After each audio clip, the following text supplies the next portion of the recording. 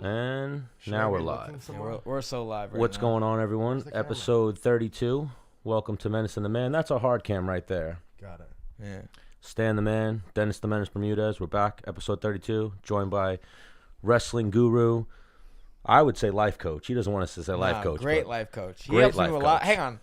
So, I didn't introduce him yet. Kyle Cerminara. fuck you. All-American from Buffalo University. Are you still the all-time pins leader? Or winningest? Weren't you the winningest wrestler? Yeah. Yeah, he still might be that. Where's John Stutzman in there? I think that's not a huge Accomplishment? Oh, my goodness. in the land of the blind, the man with one eye is king. Well, All-American from Buffalo University. That's pretty good. I don't know what that I'm means. sorry. That was really funny to me. Refresh it and then check it No, out. it's fine. That's true though. But like I said, Kyle Cerminara, wrestling coach. You coach a lot of people now. We went over this last time. You really don't coach Gregor or Caitlin. Who would you say you coach? I mean, I suppose I Wrestlers. do. I mean, tons of like high school and youth wrestlers. You just But, you came know, from I- wrestling with somebody? Yeah, I did. Yeah. Where, at Lima? Yeah, Long Island MMA. Where you were also the head wrestling coach, right? Yeah. Doing big things over there. Who's the young lad that you were working with? But he's not young, but fucking No, he actually big, just signed strong. with University of Buffalo. Greg Hodgelick. Okay. He's a good wrestler. 197 pounder. He'll be there at Buffalo next year. So he's going to visit my coach, John Stutzman. Yeah. Nice. Love Stutz. He'll do pretty good. Did you listen to our episode with No, Stutzman? I want to. I need Oh. to. I should. It's one of the best ones. It actually might want to be one of our best episodes. He's a high energy dude. He's Well, good for that. well, the thing is, so we got him on the show. He almost starts like stroke-a-doking me. Where I'm like, big dog. Like, we want the show to be funny. Like, tell the people, like, be honest. I need you to make fun of me, tell people when I was Yeah. dough-dicking around. And then he was like, He had like- stories loaded. yeah. I loaded that That's gun. funny. Yeah, I'll listen to it. Like, I've been waiting for this moment since you got out of college, Menace. Yeah, you- Waiting for someone to You call me. piece of shit. Who, me? No. Oh, No, Stutz. Stutz. Like, couldn't wait to fucking. Couldn't wait to bury you with some stories. Yeah, he's doing a good job there. He's They had doing a good good. year. He's doing Great good. job. He had a lot of, what do you have, like 5 or 6 4 or qualifiers 5. this year? I think they took second to Missouri. They did pretty good. Yeah. I'm a big fan of Stutz. Hopefully one day we can get him in studio. But So, Serm, you recently bought a house on Long Island. How long ago was that? Is that 2 years now? No, August. A year. Yeah. Not even a year. Yeah, about it. Yeah. About it coming up on Yeah, a yeah. year. 10 months. Hang on, Stan. It's right on the water. on the water. I saw in a you little jumping in the boat canal. today. Yeah. So I spoke to Kyle yesterday. Hey man, I take my boat out every day. Do you want to come? I'm like, duh. You know. So I Google his house. He's like, it said 2.4, but it turned out being like 3 miles. Mm-hmm. So I ran it like a man. And fucking, well, we went to Gilgo's Yeah, Beach. 6 times. Yeah, it's 7-minute ride to Gilgo. Oh, Then you chill on. do you want to tell the story about the main event of our day at the beach? Well, even let me ask: is this new for you, Serm? Like a boat, or were you a boater growing up? No, I love water. I love boats. I love the beach. Like it's the only thing that I really like to do, other than like jujitsu, wrestling. If I'm not doing jujitsu or wrestling, I'm at the beach or on a boat. So so I bought a boat in January, and the first time I ever drove it was when I drove it home from where I bought it. Really? No license. You don't need a license. You don't need I thought you need a boating license Unless you it's- definitely need a license. Definitely for your don't. size. Your size boat, you don't No. need. Really? Unless it's 50 feet. Yeah, It's for a more certain than 50 size. So feet. why do you need a boating license? Why do you need a water for a jet ski? Jet ski, you need a license. PWC. Huh? PWC, which is a personal watercraft, you need a license and a vessel. Or a You just need a 50 driver's foot or license. more, you need a captain license. Right. So hopefully I need a license someday, but right now, Wow. I don't. Eventually. Hang on, Eventually that you'll get to that blows license. my mind that you need a fucking license for a jet ski, but not. I mean, it's way more dangerous. Like you have to know what you're doing, right? Like a boat. I mean, it's not that. hang on. A jet ski, only your life is in danger. A boat, you could put like, I don't know, 9 people's life in danger. Yeah, I guess. So now I I've don't know. seen you with a little bit of a busy week. I see who was that? What's his name? Jordan Johnson, Yeah. the Yeah. PFL guy, and then you have Caitlin fighting this weekend. Are you going to either one of those fights? I'm going to Chicago on Thursday morning for. I'm not cornering Caitlin, but just watching her. Sick card. I think that's the best card of the Sick year. card. Probably the best We one. may have Cejudo on shortly. We'll see how this one goes. Yeah, probably the best card of the year. But I'm going to that for Caitlin, and then Jordan is fighting Thursday. I would like to watch, but Maybe you can watch from the I'll flight. probably watch from the hotel. The hotel. But We'll have Piccinini live stream it for you. He's probably He's- going to the PFL. He's my $1 million pick. I'll tell you that right now. Yeah. Oh yeah. I would love to get him on the show one day and find out why he didn't re-up with the UFC. I think it's just financial. Politics, obviously. yeah. No, I mean he was. Undefeated, He went for the million. Undefeated in the UFC, several finishes, undefeated overall. I think were he's all of his fights finishes? 4-0 in the UFC, and I believe No, I think 10-0. 6-0. Are you sure? No, 4-0 in the UFC. He fought Several finishes. He fought a Last four. one I was- don't know how many finishes, but I know he fought a 4-fight contract and fought it out, and then just signed with the PFL instead of re-signing with the UFC. Yeah, Kudos to him, though. Not who has ever done that. Not many guys. I think that kind of. It's like the Eddie Alvarez model where it's like just chasing the dollars. He doesn't And now- care. If you don't care about fame necessarily and you don't mind being kind of like underground. Yeah, that $1 million.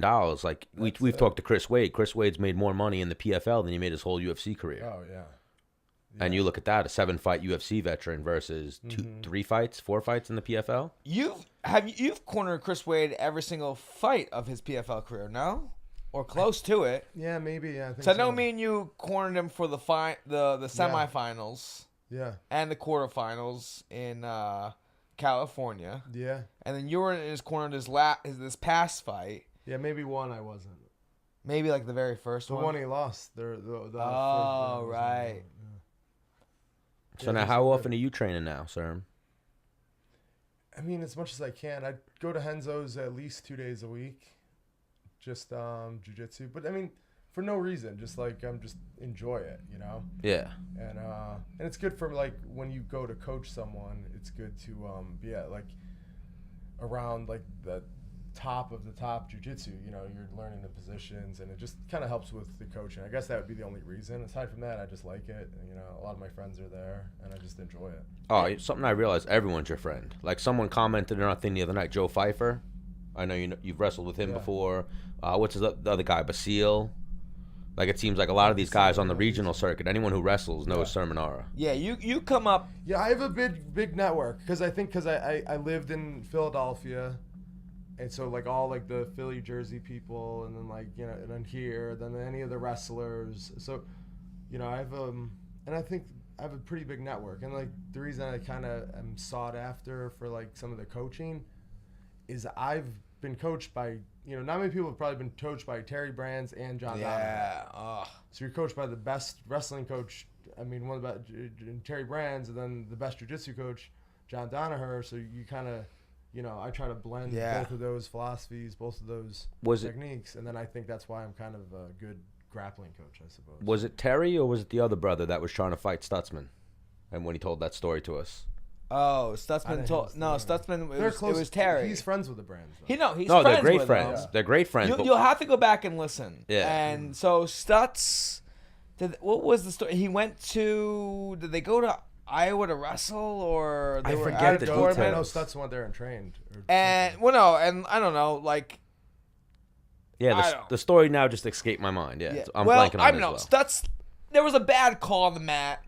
Stutz flipped out because I think it was they had a match and they had a match the next day type deal. I think after they had wrestled, Stutz was like, "Hey, you care if we use your wrestling room?" And he's like, "Yeah, of course, whatever." So during their match, something went down. Stutz was like, "Yeah," I'm fought. I'm "Yeah, Terry," And Terry wrote out an email "You're not welcome to use our wrestling room the next day." Really? Something along those lines. You'll And have then to. at one point he said, yeah, Terry was looking for him to fight him. Something like that. You have to go back and listen. Yeah. Me and Menace at this point, we've done too many shows. It's hard to remember the stories now. 32, a whopping 32. 32.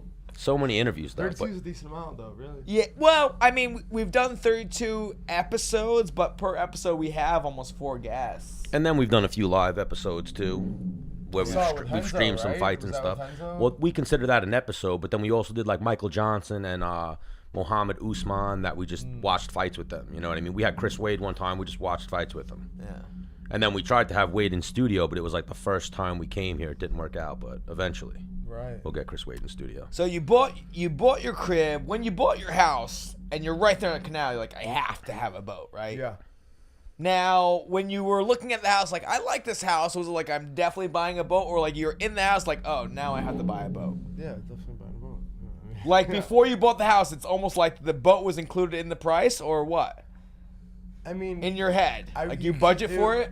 I mean, it's almost like it's just ridiculous to live on the water Yeah. and not have a boat. It's a waste of money, right? Yeah. That's what you pay. Well, Well, I you mean, own the dock space, right? you Yeah, could either yeah. rent out the dock You could space do or that, put a boat in so, there. so you got the boat. Yeah.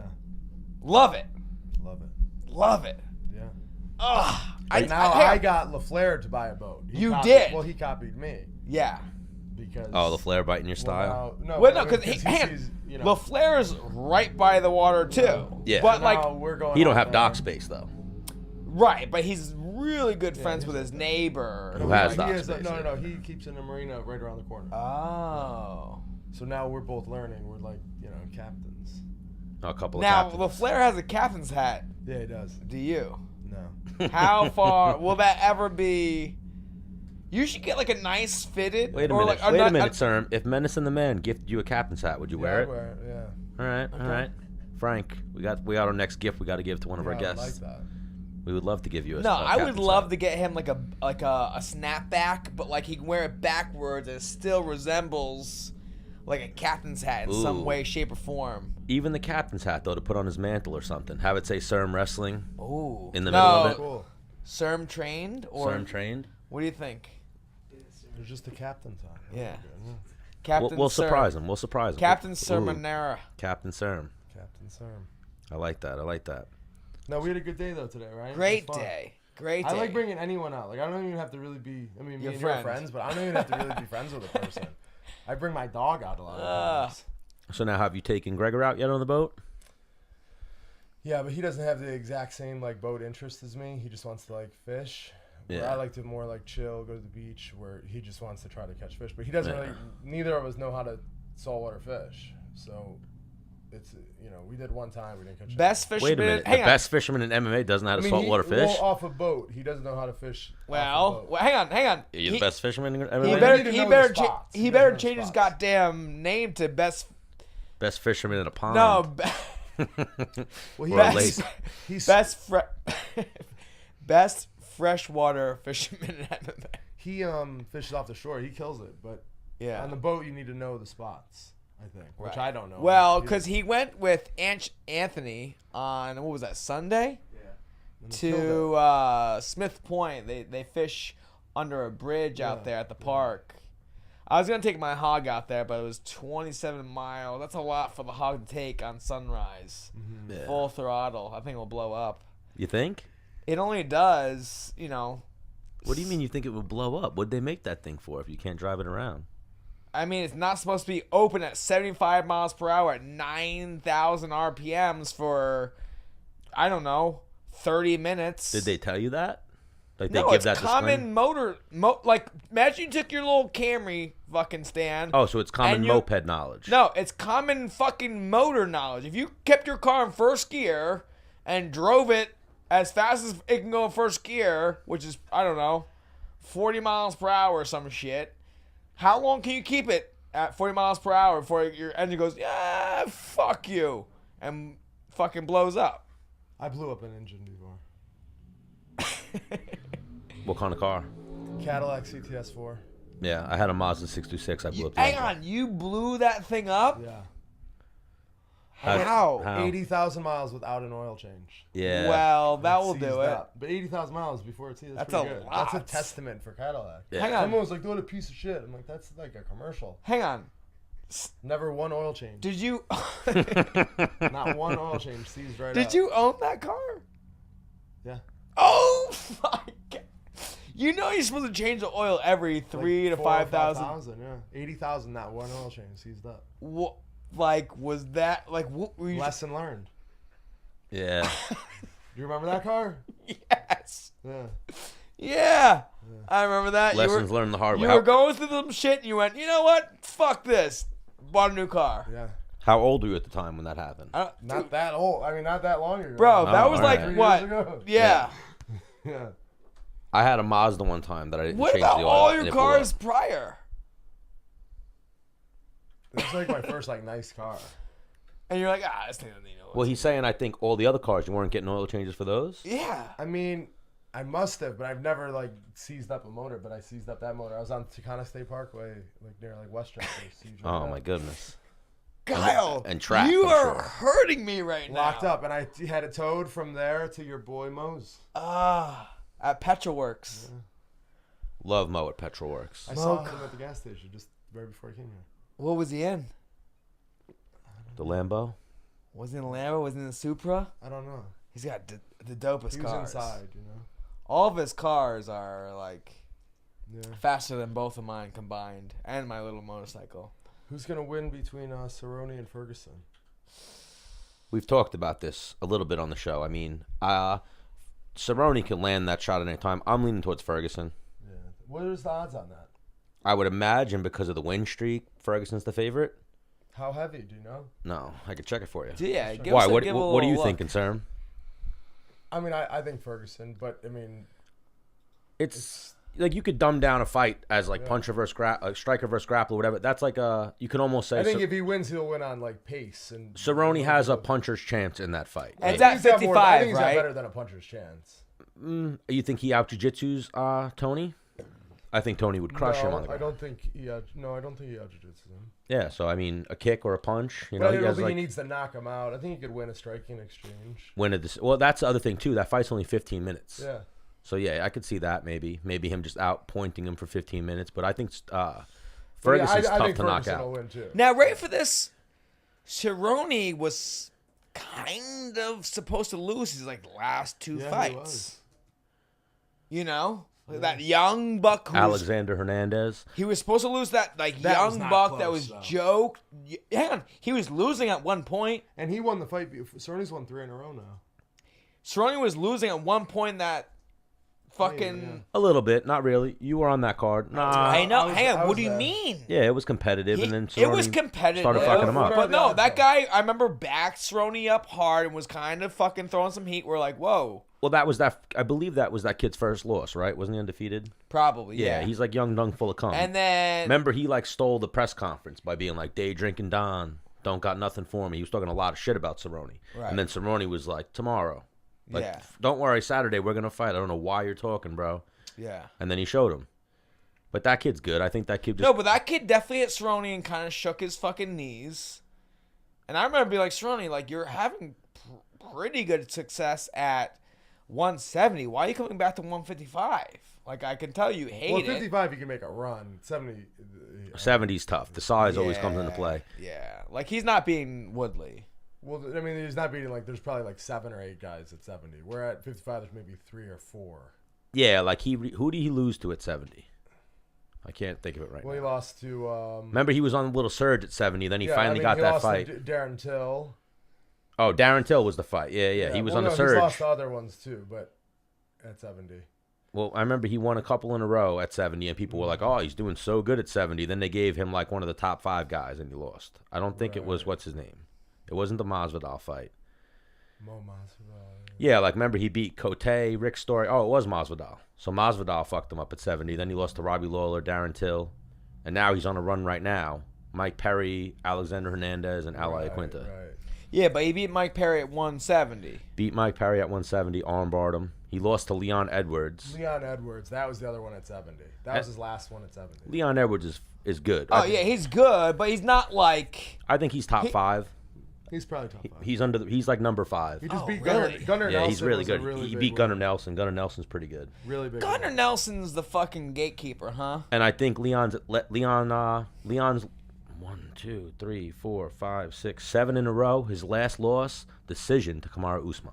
Yeah, he's good. So you know he's good. Hang on, so, and that was the he guy... he out grappled Gunnar. Yo, Nelson. that was the guy I was talking shit about to Masvidal, where he gave him a 3-piece and a Masvidal- biscuit. Yeah, hit him with a 3-piece. So and a that biscuit. fight makes sense, There's no? good fights on this card though. Well, this week. Ben Askren got that fight, but yeah, this week is going to be amazing. You want to talk a little bit about that real quick? Yeah, then I gotta go.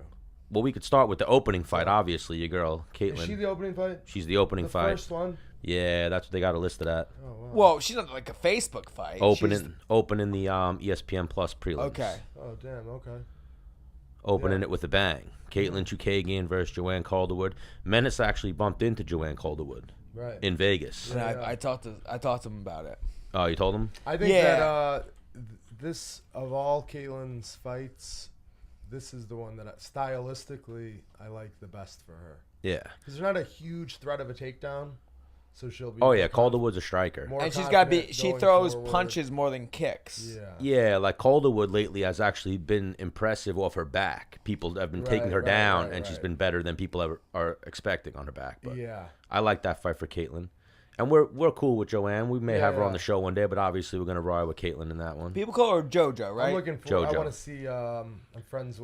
We're both friends with Tatiana Suarez. That's gonna be a good one. That will not be a good one. It will be a good one for Tatiana. Yes, of course. Well, even the percentage, 87% of the people think she's gonna win. I think that she's fight. a 1,301 favorite. She, to me, is she's like the most impressive girl. Now you know her she's from like Gregor. Do you know her from the Olympic Training Center? Yeah.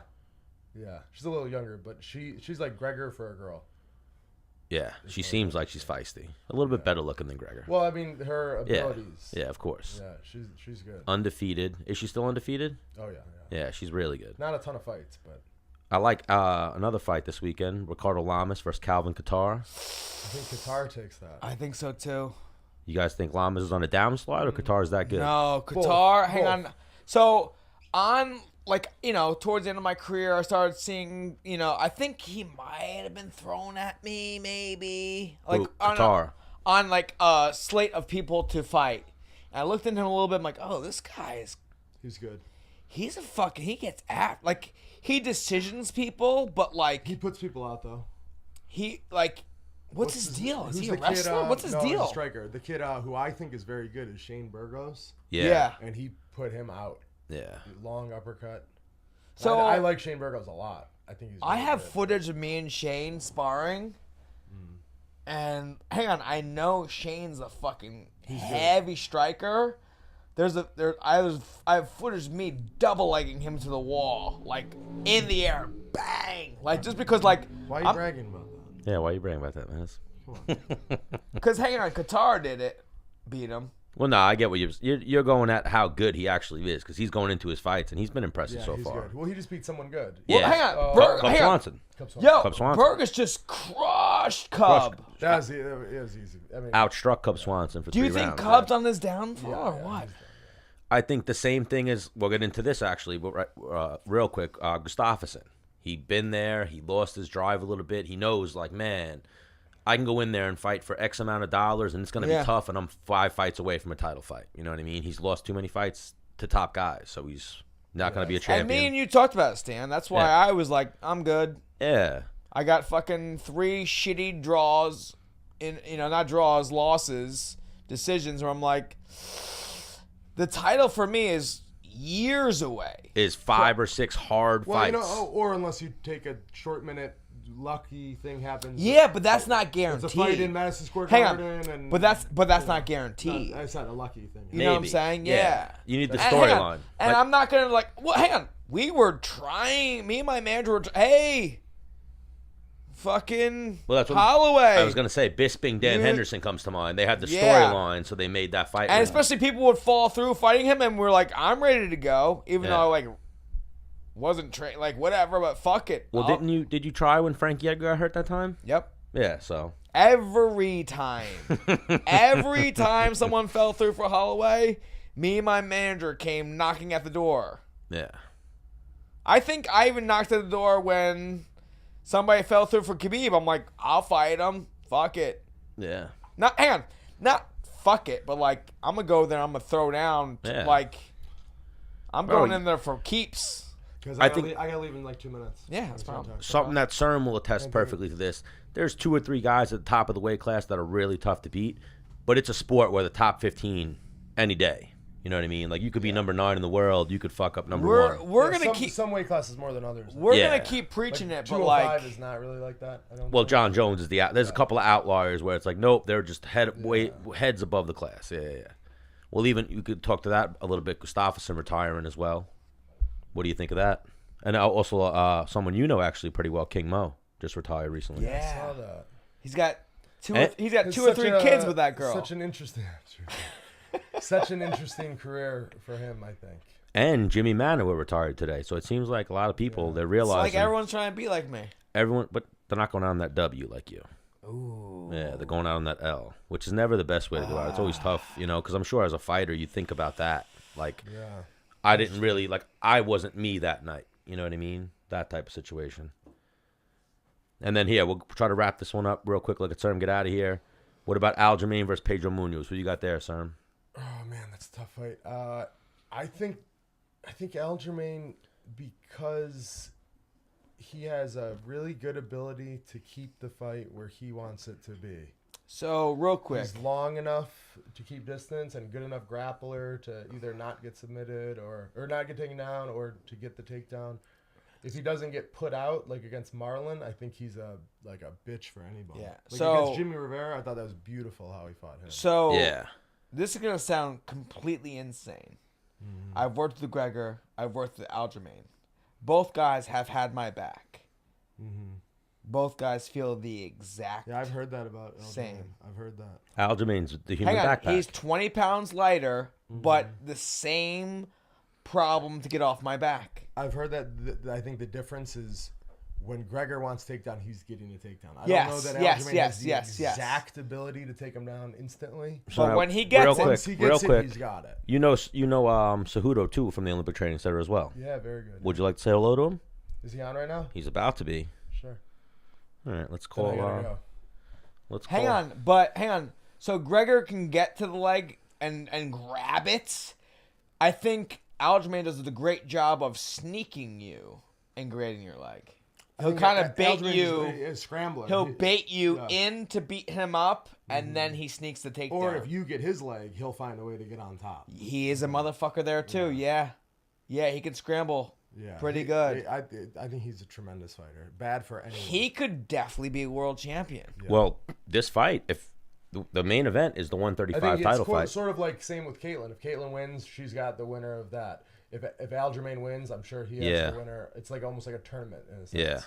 Well, why you think? What is JoJo ranked right now? She's up there ranked. She's like 4th or 5th, but if Caitlyn wins, she's gonna. Well, have I the mean, title. Caitlyn just lost to Jessica, so who's next for the champion of that to fight?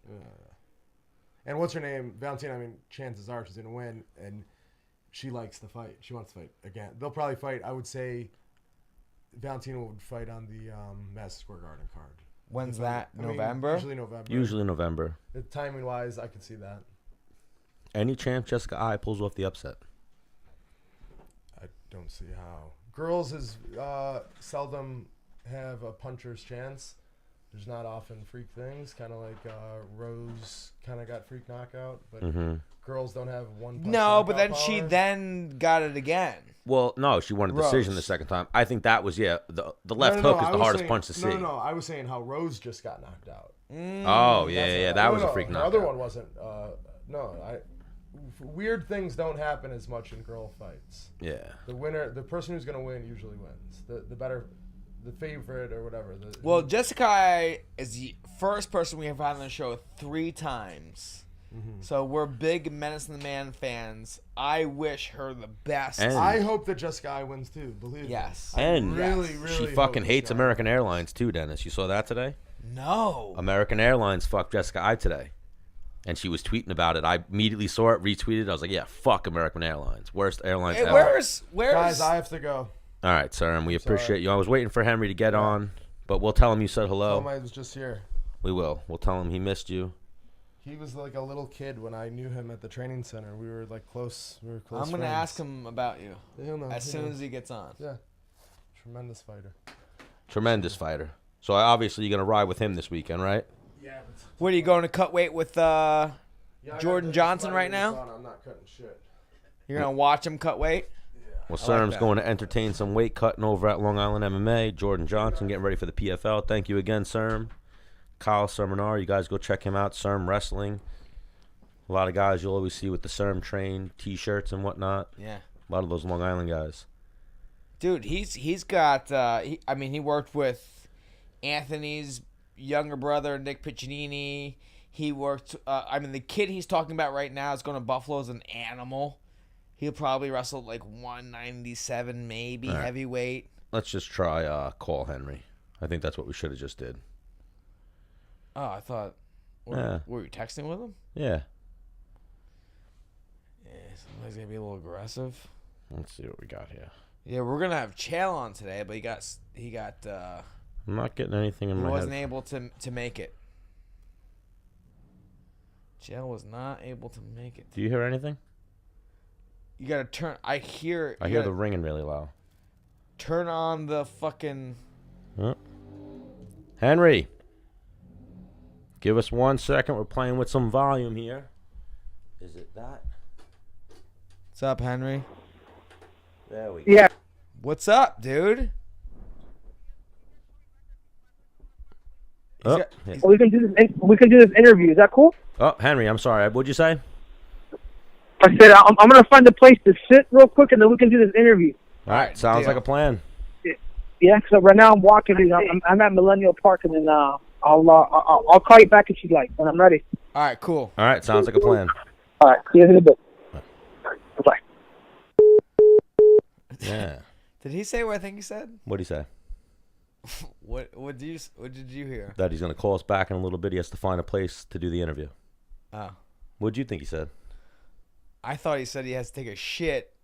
No, he said he has to find a place to do the interview. I That thought he would've said been- I gotta take a shit. Let me call you back after I find a place to do the interview. Because obviously he doesn't want to do the interview while he's taking a shit, right? Yeah, but I wonder why that just gave me a problem. Usually it's both of those plugged in. No, but we're good. It's good now. It was working, right? Yeah. All right, but yeah. So Serm hit me up. Hey man, you want to go to the boat? I'm like, yeah. So he's been off from work for. But man, I wish I would have got like that 5 minutes with Sermon Cejudo. Oh my gosh, I know. Yeah, but we'll get some good with Cejudo, and we'll talk to him about Serm. So maybe we'll get some good Serm stories. We'll get a one way. We'll get a one way. So yeah, I ran to Serm's house. It was like 3 miles. Sprinted. Yeah, like an animal. Took me 22 minutes to do 3 miles. It's not bad, right? Not bad at all. Considering you probably started with a light jog. You didn't start off sprinting. You didn't warm up. Your warm up was probably. My warm up was walking out of my door. Yeah. Have you ever ran with him? Tried. Oh my god. Tried. One time, Grandpa. We ran in practice back in the day, but What, never like that. What do we got in the comments? Do we have anything to answer in the comments? Ooh, we did have some comment stuff, but you know when Serm gets in, Serm's really distracting. So good looking. Yeah. Let's see. Pretty. Oh, you're typing back in the comments. All right, because I was like, I didn't fucking write this shit. Wrestler, Chris Boxer. Yeah, Cerrone all the way. If they stand up on the ground, Ferguson will win. I don't know. I think Tony's pretty good on the feet. too. That's one. I mean, I think money's safe. How is that G Fuel? Does it work? It absolutely works. Home 1991. Try it out. The what? He asks how the G Fuel works. Oh, I love G Fuel. Yeah, it really works. Whether it's fucking works or not, it's fucking placebo. No, but it has caffeine. Caffeine is one of the. Someone wrote, who dropped you, of course. He wrote, sad, Menace retired before BJ Penn. Just seems really weird. I agree. Listen, hang on. It's pretty sad looking at BJ Penn now, no? Yeah. I don't want that to be my legacy. And who dropped you also said Pedro's going to take Aljo's head off. I disagree with that one. Hang on. He could. I think... If he hooks up, he could. But Aljamain's fight IQ is super high. Yeah, like... And, like, he's not sitting in a closet with you and exchanging strikes. Yeah. He's got a lot of motion. He keeps you at bay, keeps you at distance, makes you come forward hard, sets up his takedowns. Like, I've sparred that dude and gone in like, it's just Aljo. And been like, did I win? What? Aljo, what do you mean, did you win? Yo, questioning if you won. Yeah, after sparring him, like, did I win if we did 3 rounds, did I win that fight? Oh, yeah. I've questioned it and, like, gone to fucking town on the heavy bag, like, pissed. And he's looking at me like, yo, what the fuck's this dude problem? Well, here, while you talk about Aljo, talk a little bit about this weekend. Aljo's brother, what's his name? Fumi. A couple of guys that you spar with doing some big things this weekend. Never sparred Aljamain's... Actually, no, never sparred Aljamain's brother. Calvin. Never sparred. No, I've never sparred any other Sterling except for Aljamain. But seeing his brothers compete, I'm like, yo, these guys have got to be goers, you know? And I watched his, I don't know if it's his older brother, middle brother, youngest brother, whatever, fight his like third amateur fight. And he looked a little bit nervous at the, I don't know, like stare down at the, when they're announcing each other's fight, each fighter. But he came across the cage, took the guy down almost instantly, and his ground and pound was pretty vicious. And no, I'm talking about Aljamain's Kelvin. Yeah, very impressive. Never sparred with him, but Fumi, I was getting ready for my last fight at 155. And I'm working with this guy who I thought was a 135-pounder. He moved very weird and like was very unorthodox. I was pretty confident in his striking, stuff like that. But I remember like running through him a few times with some double legs, which I'm supposed to because I'm bigger than him. And then turns out this guy's a 125-pound amateur. You thought he was a pro back then? I thought he was a pro at 135. Yeah. It was kind of giving me some trouble. Yeah. Well, he in a good gym, so he's got Aljamain. He's probably sparring with Marab. He's got good little guys to, good bantamweights, good flyweights to work. Yeah, with. what's he 5-0 amateur now? All stoppages. Either 4-0 or 5-0, and he's been very. Well, I think he was 4-0 going into that championship Yeah, fight. and So I think he's 5-0 now. He's been very impressive in the amateurs, so I'm curious to see what he does when he goes to the pros. You know that, Dude, I'm telling you right now, that kid. he's gonna be good. What's his last? Fumi what? Fumi Nakuda. Fumi Nakuda is ready for the pros. Yeah. He said he maybe wants to do one more amateur fight. So I think that's ridiculous. Or maybe, no, was it him? It might have been someone else who said that. I forget. I interviewed a few people, and one of them said they wanted. Mike Contra said maybe one more amateur fight. The other guy. Because in my head, it's like, man, if you're ready to make money, make money. But how'd you like this weekend, Menace, doing the commentary? Had a great time. Had an awesome time. It's like Menace to the Man. the whole casino knows you had an awesome time, Dennis. Do they? No, it's a joke from old school. Oh. Yeah, you didn't get it. Went over your head. Well, I don't fucking jerk off the movies like you do, Stan. Jerk off to movies? I don't jerk off to. I jerk off to pornos, maybe, not movies. Yikes. Not old school. Why? What are you jaying your O to? Thoughts? Girls. Girls? Like what? Like thoughts? Nah. Yeah. Not Orion's. What Rebecca Starr, right? Not Rebecca Starr. Nah. All right. Better things to do. Yeah. But what were you saying? You were saying I something. don't know. You take a weird place, Stan. Did I? No, we were talking about. I asked what you JO to. I'm sorry. But all right. I don't know. Maybe. Your mom? Yep. Is that where you're gonna? That's where he was gonna go. What are you looking at me sideways for? That's where he was going. 100%. That's where you were going, right? Miss Stan. Yeah, he's got like 2 jokes. Your last name Stan? Is her last name Stan? No. Mrs. Stan? No. Mrs. Cesarki? We already been over this though. You don't want that fly swat from my dad. Fucking with his lady. Well, I heard through the grapevines he's not much of a fighter. Oh yeah. He's not a fighter, but if he lands, if he connects, he's like Brock Lesnar. Is Brock Lesnar much of a fighter? But if he connects, his hand's so big it's gonna hit your whole face. Yeah, it's like a fucking sledgehammer. It'll hit what it needs to. Yeah. Yikes. But then again, you'll probably be on moving your head and whatnot. But so even let's go into what you think about UFC 238, Menace. Do you have Henry Cejudo or do you have Marlon Moraes? Marlon Moraes is on this fucking Tear. Yeah. Well, and real quick to just jump back, that's the one thing. I mean, I think Pedro Munoz is a world-class fighter, but I think he got a little bit lucky. Not lucky, but, won that fight against Cody Garbrandt he rocked Cody Garbrandt, and Cody Garbrandt started throwing like a madman. Yeah, Cody, and we spoke about this last time. Cody became emotional, if you will. He got tagged once and said, "Oh yeah, you want to fucking do that?" And I've done that in sparring. Here we go. Henry's calling in. Henry. Oh, can you hear me? Yeah, you guys there? Yeah, now we got you. How are you, Henry? What's up, dude? What's going on, guys? How you guys doing? Good. Henry miss you. Cejudo, welcome to Menace and The Man. Stan the Man, Dennis the Menace Bermudez. Now we're joined by one of the greatest combat sport athletes to ever live, Henry Cejudo.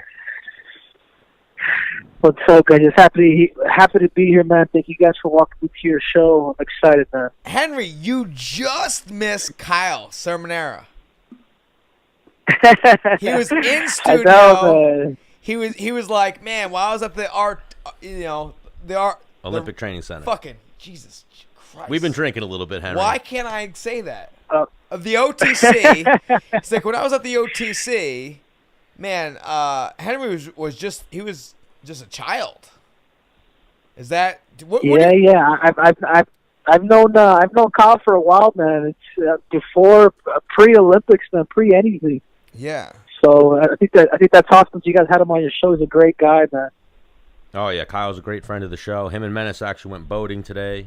Took in a few beers, took in some sun rays. He's lying. What do you mean? What am I lying about? Anyways, so Henry, because how old are you? I'm 30. I'm 32 now. Right. I'm 32 as well. And I remember being in college and, like, I remember my coaches being like, man, hopefully this kid fucking doesn't skip college. Hopefully he accepts a college. Like, what was your thought process during all of that?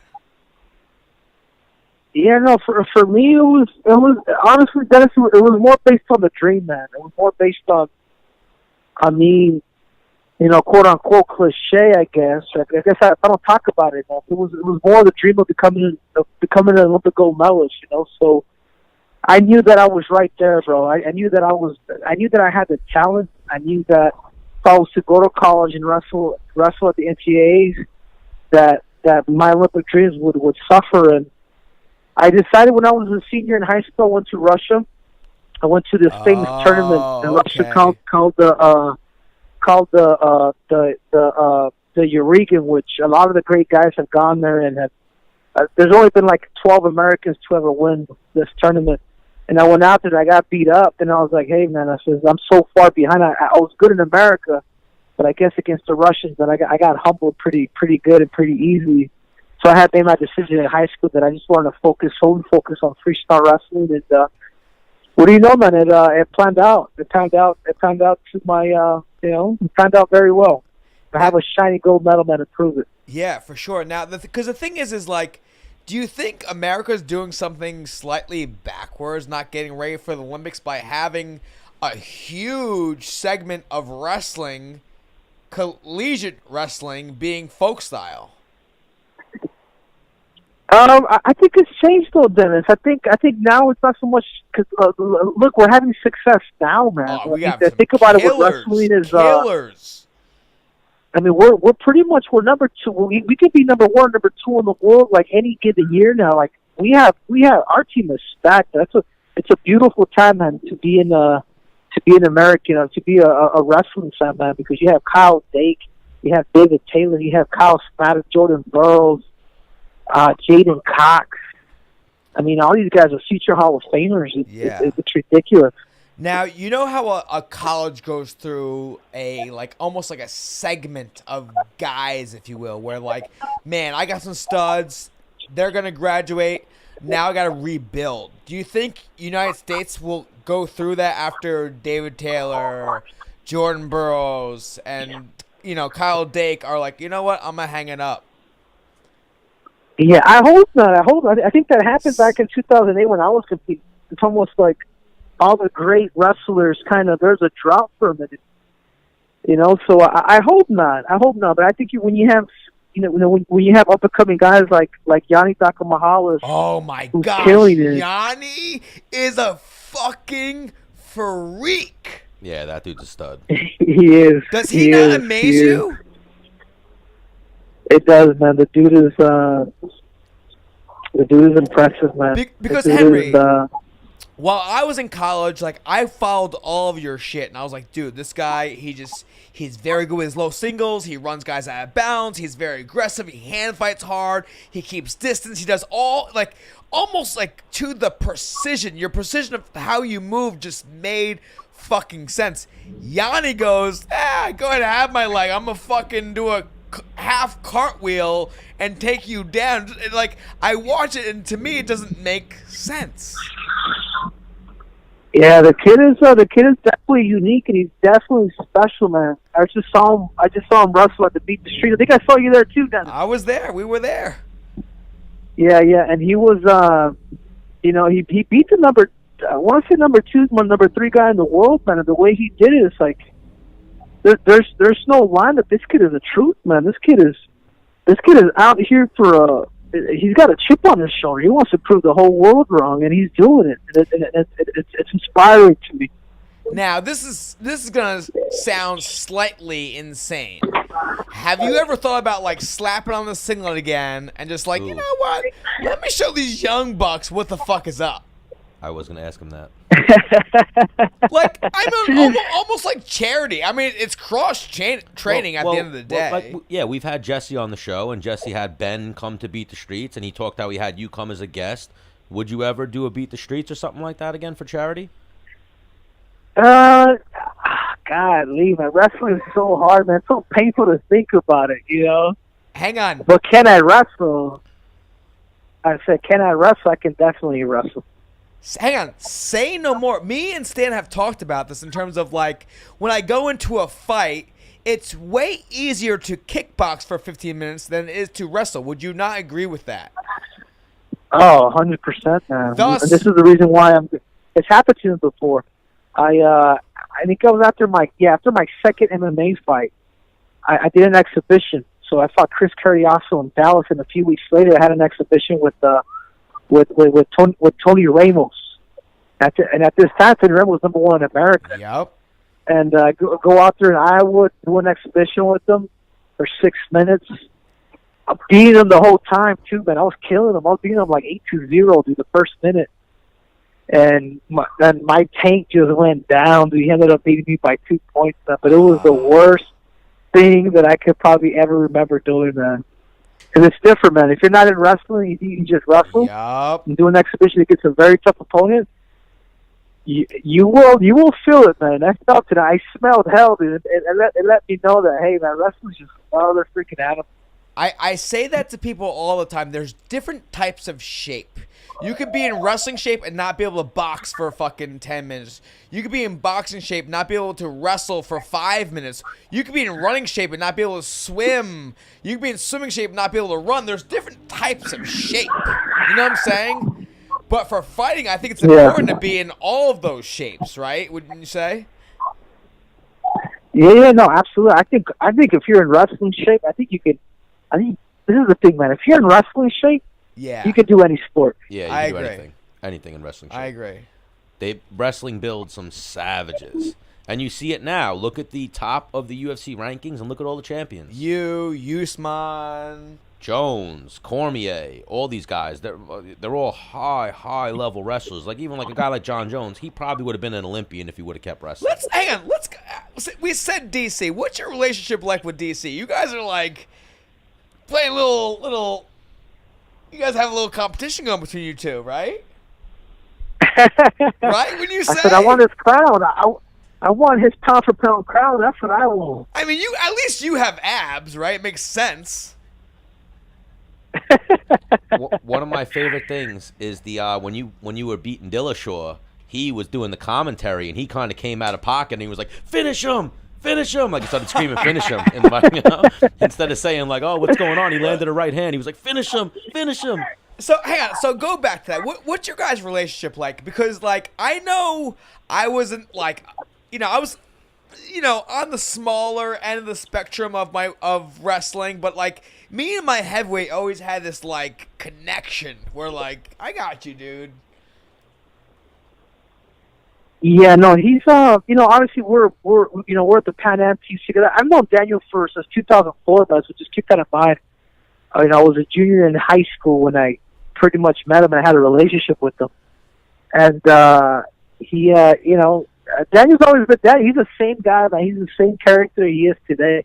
Our relationship. Obviously, he trains at AKA. I train somewhere else. But our relationship is good, man. I always, I called him for his birthday. He's doing well. Sometimes I'll ask for certain advice from him because he's been in the game longer. Oh my god! But he's a future Hall of Famer, man. I think Daniel has the ability to, for what he's done. I think he could potentially be a wrestling Hall of Famer. The UFC's already a given. But sure. I'd be curious someday to see him get inducted into the National Wrestling Hall of Fame. Oh, for sure. He definitely should be. Now, wasn't he? He was your team captain when you won your gold medal, right? Yeah. So he was team captain. We had an okay team, but Daniel the year before he had won a bronze. I mean, he was on his way to become a gold medalist, but it's unfortunate he didn't do it. Yeah, the weight cutting gets guys. And what do you mean by an okay team? They had Henry Cejudo, the Olympic gold medalist, on that team that year. Well, hang on. Henry was the first person in a minute. Yeah, broke the mold. And even that's, bro, like what I loved, I've been watching Henry since he first started fighting MMA. Obviously, I'm sure, Dennis, you've been watching him since the wrestling. Yeah. But, like, I looked at it like you're like Rocky Balboa in a sense, too. And we love guys like that. Like, I remember, didn't you lose, like, your first match in the Olympics? And you had to, like, every match was do or die, right? I mean, every match always is do or die, but like you came from behind to win that gold medal. Yeah, no, but that's what I'm saying, man. Look, it's kind of how life has correlated with me. It was the same thing with Demetrius Johnson, man. Like at the Olympics, I was down every match, man. Leading up to the finals, I was losing every match. I was down by my first match was against the Bulgarian world champ, a returning world champ. Losing that match, came in from behind and beat him. Second match, I was losing to this guy from where was he from? He was from oh my god, where was he from? From Armenia, and he was beating me. Came from behind and beat him. Third guy, I was losing the match too in the semifinals to go to the finals. Turn around, come from behind, and I beat him. And then the finals, I won like it was my easiest match. Almost what people would say. Yeah, everything except for the gold medal. But that's what I'm saying. It's like wrestling had led me to the experience that wrestling has gave me. I've been able to use that against Demetrius Johnson. I've been able to use that against TJ Dillashaw because it's prepared me for these. You're down by 1, you're down by 2, or whatever that may be. And I'm here living my dream, guys. I'm 32 years old. I'm an Olympic champ. I'm a UFC champ. And these are things that I've always set out to do, and I'm living my dream. Complete stud. Oh, complete stud. I would like to say we're the same because, like, a lot of matches that I won, I was down early. But I think it's because the guy was, like, legit better than me. And you outconditioned. Well, yeah. There's no quick. So that segues me into this is that, like, Puerto Ricans and Mexicans don't love each other, but what we have in common is that, like, before we give up, we will fucking claw your fucking eye out or bite you before we, like, I'm going to give up. So that's one thing guaranteed about Henry Cejudo. So, we watch a fight and you see a guy curl up in the fucking fetal position and, like, all right, I've had enough. Nope. Henry Cejudo will never be that guy. You've never seen me do that once in my fucking life. Never. Yeah, that Latina, like a lot of Spanish fighters. No, we give zero fucks. Spanish, we will go out on our sword. And it goes back to even boxing, and we'll segue into this now that we have the Mexican-American UFC about to be doubleweight champion. The guy who just won this weekend, Andy Ruiz, is a Mexican-American. So, like, yeah, Spanish people are tough. Mexican, Puerto Rican. Henry, did you watch that fight? I did, man. I did watch it. It just like you said, man. It shows the heart, man. It shows you can't measure the heart of. Well, our parents hit us, right? Of a person, man. That's what it comes down to, right? Yeah, man. He freaking, Ruiz beat a freaking guy that looked like Goliath in real life. A goddamn Greek fucking statue. Yeah, a statue. Like, what should the most jacked male look like? That guy, Yeah. What do you not want to look like in a fighter? That guy. And that guy won. true, but it lets you know, man. It lets you know that, hey, man, you cannot measure heart, man. And Reese, I believe Reese will beat him again. I really do. Oh, 100%. I think that we're going to talk with Chris Algieri in a little bit, hopefully, and that's one of those fights where I think that dude was so underrated in that fight, and people just overlooked him, and I was like, bro, this dude's going to fucking win. I thought he was going to win the whole time. Why do you put money on it, Stan? Because I was in the car ride with you heading to the fights. I didn't have time. Too much scrambling in my life. So you guys went to the fight? No, we went to some amateur fights in Queens that we called. We did some color commentary. We got some suits, that type of deal. Yeah, dude. Henry, I look sick in a suit, bro. So good. Yeah. A nice, maroon, burgundy, rather, suit with black pants with our skin. Are you kidding me? Hair done nice. Oh, and Henry, that's also why I was asking about if you'd ever compete in wrestling or something. We're going to segue into the promoting game, so we may put on a little bootleg Beat the Streets events one day, and we would love to have Henry Cejudo maybe strap on a singlet. We just need to come up with a number for you. Shit, man, that's it's tempting, but I almost man. Wrestling's so hard, dude. Henry, you can wrestle me. We'll get you somebody. We'll give you some light work, like me. We just need you to walk out. We need you to walk out with 2 belts, the gold medal, and then just text somebody real quick. That's what we're looking for. Hell no! If I was to wrestle Dennis, I know I'd be in a war. He just said, he's like, "I'll gouge your freaking eye." Yeah, I'll do whatever I can to win. I think what the move is we have some high schooler come out from the crowd, and he has to wrestle you. And right here, I got you, Cejudo. You could fuck me up all day. Me or our tech guy. pitching. You know what? Hang on, I'll fuck him up. No, we want Cejudo to fuck me up. Yeah. It'd be better. It will look better that way. But on to this fight this weekend, Henry. You're about to trump DC. You're about to become a double champion and the Olympic gold medalist, right? Yeah, man. That's what I'm after. That's what I want. It's nothing more than me. Just wanted to be just wanted to accomplish my dream and see how far I can take the mind, body, and spirit. And I'm able to. I'm able to do that on Saturday, man. I want to, become a legend, man. Become a legend of to ever roam in the octagon, dude. But I have a tough task in front of me. He's a dangerous fighter, and I got to be smart out there. Oh, for sure. Now, I know a lot of times, Ali's very close with his fighters. A lot of times the fighters are close. Have you and Marlon ever trained together, ever almost trained together, anything like that? No. Me and Marlon have never trained together. Oh, so you guys kept your distance, knowing that this fight might happen one day. You're right. You have to, man. You know what I'm saying? I don't want to be. He represents Cody too. He represents other bantamweights, and we're gonna fight someday. So it's better that we just keep our, like you said, keep our distances, man, because it's very personal when you get into that octagon. I ain't trying to have mercy on nobody. Yeah, I know exactly what you're talking about because I remember Frankie Edgar was getting ready to fight Chad Mendez. I had Frankie Edgar's coaches reach out to me. Hey man, you're the closest resemblance to Chad Mendez. Your height, your size, the way you fight, your takedowns. Come train with Frankie for a week, and they were gonna give me $500 a week. I'm like, man, I plan on fighting him one day. I'm not where I'm at in the rankings. No. Yeah. Hang on. Love Frankie. I think he's amazing. But I don't need you guys taking notes on me. I never got to fight him. I've always wanted to fight him because I think he's a great fighter, and that's one thing that top level guys do is we don't duck people. Yeah, you want the best. Training. I know, Henry, you didn't duck anybody. You want to train with the best and see where you fucking stood. That's what champions do.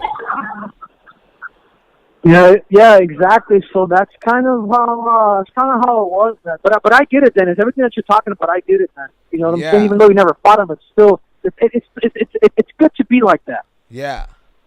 It's very good to be like that because you don't know. You just don't know what could happen to you. You know what I'm saying? We ain't in football. This ain't basketball. We're throwing fists at each other's faces. Yeah. We're doing the most political and brutal way. Yeah. Oh, I would think a guy like that for you, Henry, is probably like a Dominic Cruz or something. You have the utmost respect for him, but you want to fight him one day. Oh, for sure. And even with them, we're both from Arizona. I've known us since we were kids. But I know we're gonna fight someday. Yeah. Yeah. You know, It's- so I it's go- gotta. Yeah. And it's going down this weekend, man. And like before we let you go, man, after I retired, we ooh. met up at your retirement part, or we met up at your after party after you won. You beat Yeah. Dillashaw, and like we did a Yeah. toast to you, like maintaining the belt, and you took a second. Actually, you took like a minute. Well, yeah, that's one of the most class act things I've ever seen. Is at your championship celebration, you went I don't know if you remember this, Henry. You were probably twisted at that point. We were all twisted. We had a great time. But you were like, everyone, please. I understand I did something great tonight, but everyone, let's give it up for Dennis Bermudez. And you had everybody like applaud Dennis's career. And man, that Yeah. set like awesome. I was like, dude, that's my guy forever. Oh my God. Yeah, it was cool, Dennis, because I know what you've gone through, man, and it's special, man. Like you know when you're done, you know when. For sure. You know, I did it in wrestling. It's a very emotional feeling, man, and you know, I felt like you needed your right celebration, man. Just a beautiful toast, and I'm glad I was able to give that to you, brother, and to celebrate with you. Do you have a ceiling of amount of time before you think you might be done with fighting? I know it's very early for you. It could be or not. like for Let's, example, when I first started fighting, I'm like, if I could fight till I'm 35, I'd be cool with that. That was like my goal at the time. Yeah. Do you have like Yeah. once you're 40? Do you have a number? Like I know DC put a number on No. Ooh, I like that. No, I mean, as of right now, man, I don't. You feel great. I like the number 30. I like the number 35. I like the number 34. Like I don't. You know what I mean? I've been doing this my whole life, guys. Like Yeah. I've been competing my whole life. Like I'm not gonna be. You know, I'm not gonna fight forever like Daniel. Like this is why I respect him so much, man. He's 40 years old, guys. And what he's been able to do. That shit's incredible.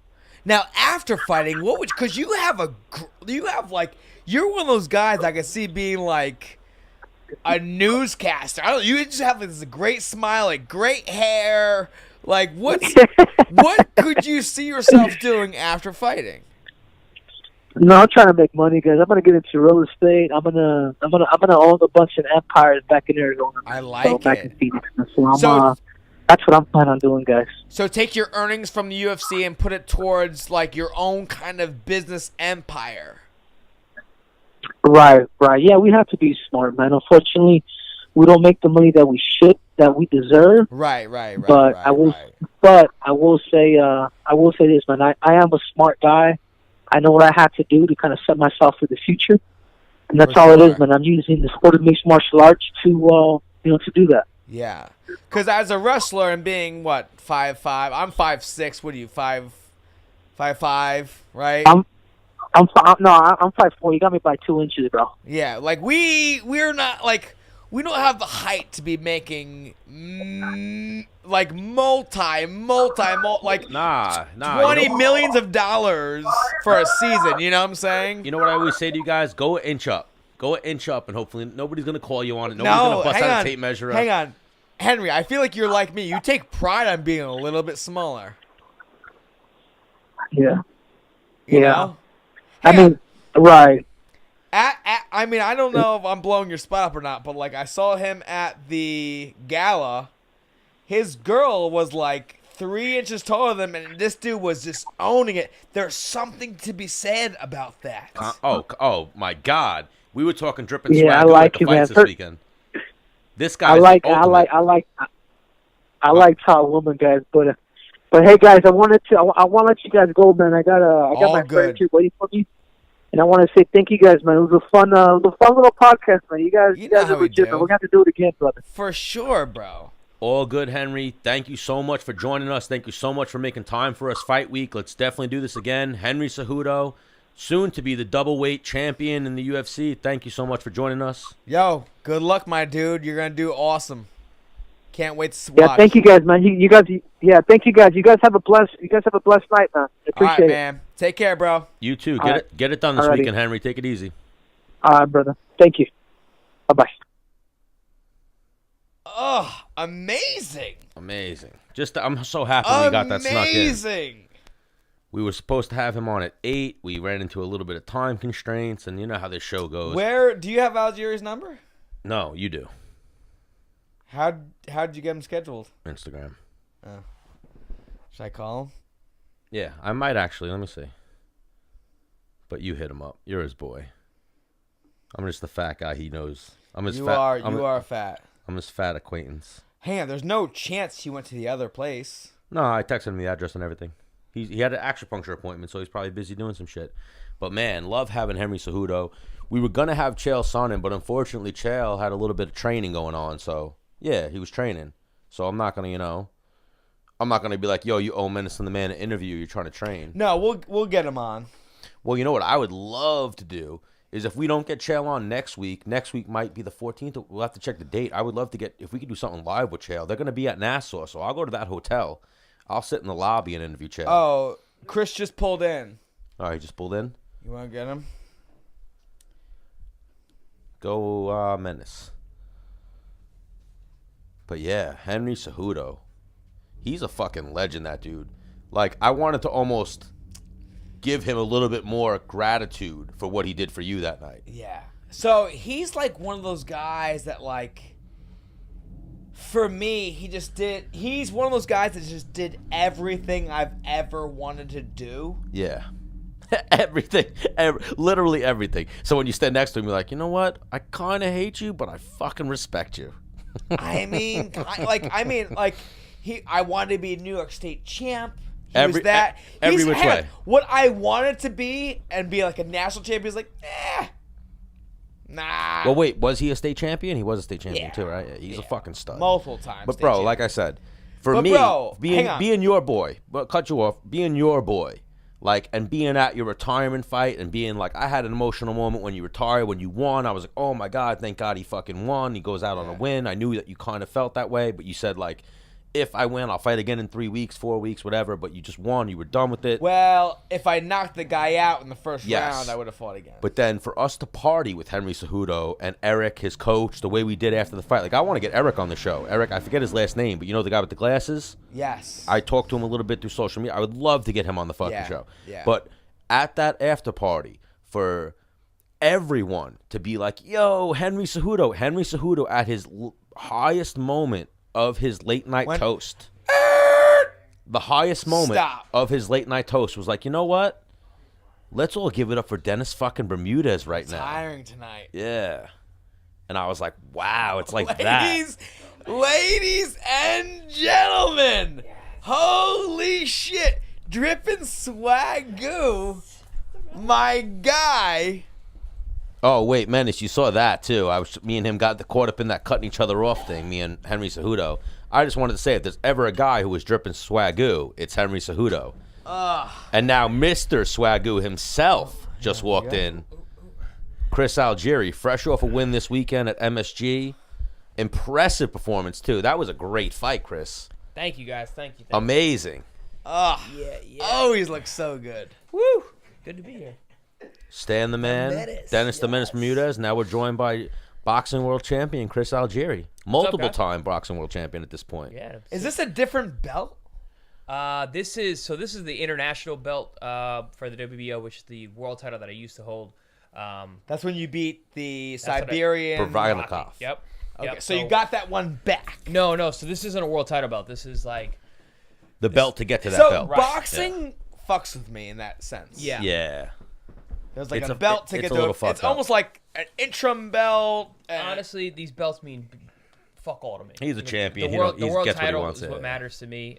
Which you're now. I'm in the process of aiming for. They're busy right now. The champion's fighting another guy. So I'm gonna probably pick another fight, stay busy, but I still want that title fight by the end of this year.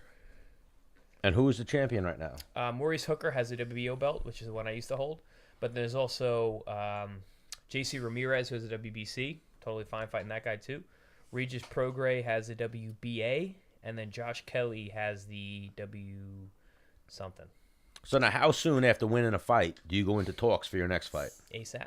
ASAP. So Monday, you guys were having conversations. Saturday night, bro. Ooh, Saturday night having conversations. I like that. I Saturday like night. that. Right to it.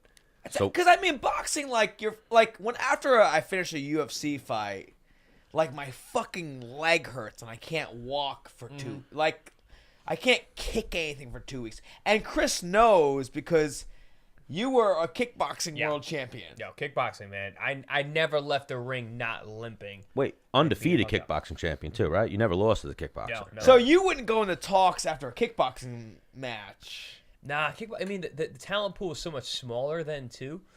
And so, yeah, it wasn't like that. And I had little to do with it back then. I mean, that was such a long time ago. I was so young. But, yeah, no, it wouldn't happen that quick. Boxing's different. And the money's different. So boxing, they want to make that money quick, so they want to put that next fight on. When I beat Provodnikov, we were talking about Pacquiao in the post-fight press conference. My eye was still swollen. I had 3 broken bones in my face, and we're talking about fighting Pacquiao in China. I was like, all right, that's the way it goes. Boxing moves quick. How much money you guys got for me? All right. Yeah. My eye don't hurt no more. My eye feels great. Weird. How much? Yeah, weird. Yeah. Would you fight Pacquiao? Yes. Would you fight him in China? Sure. How much are you gonna pay me? That's it. So, is it totally like? Could you ever do a glory fight with the boxing contracts and shit like that? Is there a loophole there? I don't think it would affect me at all. I don't think that Glory can match the money that he makes in boxing. Right. Is what the problem is. Got you. Yeah. I still want to do it. I still would. I would like to have one like K1 style. You want to go out a swan song in your kickboxing career. Yeah, You never did that. Dude, hang on. Well, also, like you were fighting for, even though you're the world champion, you were kind of fighting for pennies. No, 100% fighting for pennies. It was bullshit. Whereas, money. like Glory could at least you give could you pay, like, oh, okay, you could make this you is know, gonna, this is worth a sparring session. Well, now, since when you last kickboxed, kickboxing has come up a little bit. Not much. Like a little bit. Like a Glory or shows like that. Like maybe now you can make a little bit more money than the shows you used to fight in, but... No, I would say it's come up a lot. I mean, those shows are big. Yeah, you were Bellator kickboxing and Glory. Those shows are pretty badass. But pay-wise, You think could they get you could get probably a 6-figure shot. Yeah. And, I would say. I'd say. But when you were Oh. fighting, like what, 20 grand? No, peanuts for 10 those grand? shows, yeah. Not even. Yeah, like 10. Jesus. 10 for world titles fighting killers. Yeah. Tough Yikes. sport.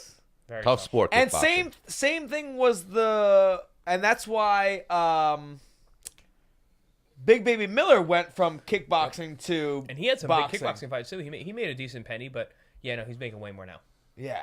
Well, you fought in the World Combat League as well, right? Mm-hmm, The thing that Chuck Norris was doing. Yeah, that was like where I remember like the highest platform for you guys, or was there one higher at that point when you were kickboxing, or when he was That kickboxing? was only the platform for that because that wasn't even kickboxing. That was like a hybrid sport that they put together. It's kind of like BKB, like the bare knuckle boxing they have, where you fight in a bowl. Yeah, that wasn't. They were just paying well because they had a lot of money behind it, but that wasn't a high platform at all. We could segue quickly into that. What do you think of the bare knuckle boxing? Is that something you could ever see Chris Algieri doing? Absolutely not. Never. Absolutely not. He's Why? too pretty for that, boy. Yeah, fuck that. Do you see the Hang way on. those guys come out of those fights? That's a lose-lose. Lose. Are you friends with Malinaji? We're supposed to speak this week about his diet because I saw him at my fight on Saturday night, and he thinks it's gonna be an easy fight. It's not. Yeah. Yeah, it's not. It's not. It is. It's boxing. But the bare knuckle, he might break his hands, or he might get cut up with a like. It can be a very easy fight. He can go out there and he can just jab flash the his fuck jabs out of and him, move right? and not get hit. 100%. But a lot of intangibles. There's emotions involved. Yeah, I don't think that's gonna be an issue for. No, Paul. what I'm saying is like jabbing a guy is not really trying to hurt a guy. It's just fucking him up, moving, with not no getting gloves hit. on, he's gonna hurt him. No, for sure. But the right hand is like, yeah, motherfucker. Yeah, you want to feel this? Paulie's hit? got a great left hook too, so Paulie can knock this kid out too. Yeah. It's just the guy's been out of the ring for so long. You know, that's what worries me Paulie. about Paulie. Yeah. Yeah. He hasn't fought in how many years? 2? 3 or 4, I 3, think. 4, Let me check 5. that real quick, but I believe 3 or 4. To jump into a new sport, basically. Come on. Similar, but yes, with no gloves. Like you see, the punches are totally different. Like instead of throwing like I'm shots, putting it out there right They now. punch differently. They I'm punch gonna put it out way right differently. now. I need $200,000, And you'll do it? and I would do it. I'd train you for that, 100%. Yeah, they don't want to give you that money though. I know. I'm in. Hey. It's been said. The Menace will get into bare knuckle boxing for You'd be 200. good at that, dude. Hang on, I'm moving forward. I'm tucking my chin.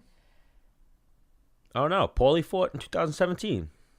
Yeah, that was 2 years ago, you ninny. That was March of 2017. Yeah, Eglinton, when he fought Eglinton. Eglinton. I thought he didn't fight since 16 or It was 15. early. That was early 17. But it's been over 2 years. That was two years and a couple months. Yeah. Now, Chris, Mhm. I put you on the bench for 2 years. I'm like, you're fighting this guy who's not a boxer, technically. Yep. But you can Dude, watch Artem. hang on. Artem's tough as fuck. Yeah. He's really tough. He's a punch. Hang on. He's a punching. I don't want to be a dick, but he's a punching bag. He can take some shots. He could take some shots. He's very, very loopy, which is like a boxer's dream. How long are the rounds, and how long is the fight itself? 3 minutes. I think the bare knuckle boxing rounds are 2 minutes. I don't think you're how wrong. How many rounds are there? I think they're two. I don't know how many I rounds. think it's like two. I think it five could be 2 5-minute rounds. I think. That's No. I think Paul's gonna smoke his ass. Now I'm thinking about it. I'm thinking about it. Like I haven't really thought that much about it. Because this dude gets hit and then throws a looper. Yeah. You know what it is? If you're still there, you're getting fucking mollywopped. Paulie's just gonna jab him and stay off his back foot and use that left jab.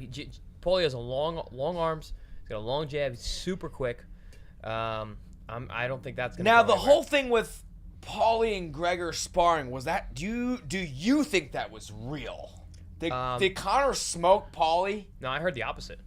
I heard that Paulie smoked McGregor. It was probably McGregor felt this. Whatever his team was like. Yeah. I heard from what I'll read between the lines, and I'll take Conor's story and I'll take Paulie's story, and then a couple of in betweens.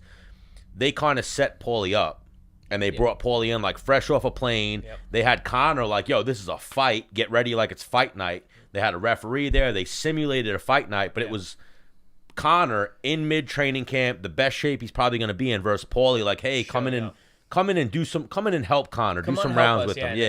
And Paulie's got one of the biggest egos in fighting. You know what I mean? Like any fighter. They did 12 rounds that first fucking Yeah. day. They simulated a fight. I heard Paulie was tuning him up the end of that. Like in the beginning, it was tough, and I heard Paulie just took over and started. So all the pictures and shit like that were from like the beginning. Yeah. Of Similar to the Floyd fight, where in the beginning Conor was a little tricky to figure out. A big fucking guy, he can Conor's punch fucking hard. Big, man. He's huge. He's a big guy, and he's got long arms, and he is quick and powerful. It's not like I think he's a pretty good boxer. I mean, you're a professional boxer. I don't disagree. I know he sparred Chris Van Heerden, and I know Chris beat the balls off him. Yeah. That was the first controversy was Chris Van Heerden. Then it got overshadowed by Paulie because Paulie was a bigger boxer. Mm-hmm. And Paulie was retaliating with like meeting it on Twitter. Well, the shit big like that, they put out the pictures, and then Right. Paulie was like, "All right, now I'll Fuck talk. you. Now Yeah. I'll talk. All right, now I'll talk." And now I'm gonna beat up your boy bare knuckle. And Paulie kind of called out, right? Paulie's That's where this is now. Yeah, it's 100% where we're at. Well, Paulie's trying to get Conor. He's trying to beat up Artem and then maybe Conor, let's do a boxing match, or you want to do bare knuckle? I think they're leaning towards a boxing match. No chance. Conor does. won't. Oh, Conor would never. I don't think he would. Paulie's a smart guy, man. He's not doing this for nothing. He's Yeah. getting paid in one way or another, either right now or long term. But he's definitely got a plan. He's definitely a smart guy. He's doing this for a reason. And Paulie's really good. I think he gets caught up in his attitude and the way he is. He's one of the best boxers at his weight of The like only guys our he's era. lost to are like awesome champions. Like his record stands for itself. Paulie was an established amateur and a fucking really solid pro, a 2-time world champion. People make it like he's not that good. Because, None of us boxers think like that. We think Paulie's awesome. Oh, yeah, that's what I'm saying. Like MMA, and when we had Paulie on the show, he was like, "I hate MMA fans. I don't want to be a dick to your guys' audience, but you guys suck." You know, like I fucking hate MMA fans. But I just don't like this whole. I don't like this. Like I don't. I like Paulie. He's a friend of mine. Like I don't want to see him go through this because those guys come out. Every one of them. Everyone comes out a fucking nightmare. You're all fucked up. It It takes a glancing blow with no gloves to cut you open. Like the gloves protect you from even cuts almost. I don't think he's gonna get hurt like the way boxers get hurt. His face is gonna get scarred up. Face, man. Yeah. You get cuts. Well, like you saw. You're getting stitches. Like Yeah, you're getting stitches. Yeah. Yo, Yeah. stitches suck, man. I got cut my last fight, and I don't like stitches at all. They suck. Oh, let's talk a little about this. The last fight, or meaning the fight before this Fight past. before, no, I got no cuts this fight. Yeah, this fight you did great this weekend. Yeah, thank you. He caught you a little bit. Was that the second or the third Second round? round, I got caught with a right hand. Yeah. He caught you with a right hand, then a little hook. Yep. But you covered up well, and then you did what Chris Algieri does. Like I remember I told you one of my favorite fights ever is the Bogotá fight. Hang on, shut up. You want to know what Chris Algieri does? Bang my gloves together. When he smacks his gloves together, You're like, fucked. fuck. There he comes. He just turned on. Because I remember I hit Chris with like a 4-piece, and I was like, oh damn, I didn't get hit. And he went, bang, bang, bang. and I went, and like his eyes, like they turned into like a cat's eyes. Yeah. Like I don't like. Chin got tucked, and I was like, oh Here we go. god. And then my favorite thing about that fight was that short hook to the body you were throwing. So like, you throw a hook. You were throwing like, boom, like it seemed so short, and then you landed that, and that's what fucked him up. Was that short left hook? Is that something like you work on? Is that how you throw? My left hook to the body's always been like my most damaging shot. My jab is my punch. That's kind of what I got known for. But yeah, in kickboxing, I used to knock everybody out, and it was mostly from body shots and head kicks. But even early in my boxing career, like I was always a body puncher. I kind of got away from it because I started really, really getting into the jab. But I knew with this fight, I had a guy in front of me that I needed to make a statement with, and I could get him. And we just went back to it a lot in the gym, and just going back to that body, kill the body, and the head will fall. Like that's an absolutely true statement. He looked very game at weigh-ins, and I'm like, okay. He was in great shape too. And then I saw That guy's good. Hang on, Nah, the spoil body stuff. shot we're talking about, I got hit with. This is the only time I've ever been hit in the body when, because I see guys, Chris, you've seen guys get hit in the body and they fucking like and shut down. The closest I ever got to that was you hit me in the body. I went that I couldn't breathe. I stepped forward with a poker face. And you backed off. I was like, oh my God, thank God. But like, most guys don't do that. Right. I'd imagine Chris is controlled in the gym. Like he's Well, not gonna. I mean, hang on. He's not gonna ice you when he hurts you. He's gonna let you recover to keep partner, working. yeah. But I would like to. Hang on, correct me. I would like to think I stepped forward like, nah, I'm good. Yeah. I think my poker face was pretty good. But well, that clip I posted up a few weeks ago, you versus Mac Rice. You have one of the best poker faces in fighting. hang on. Facts. But then the thing is, I watched that. I'm like, I'm not home.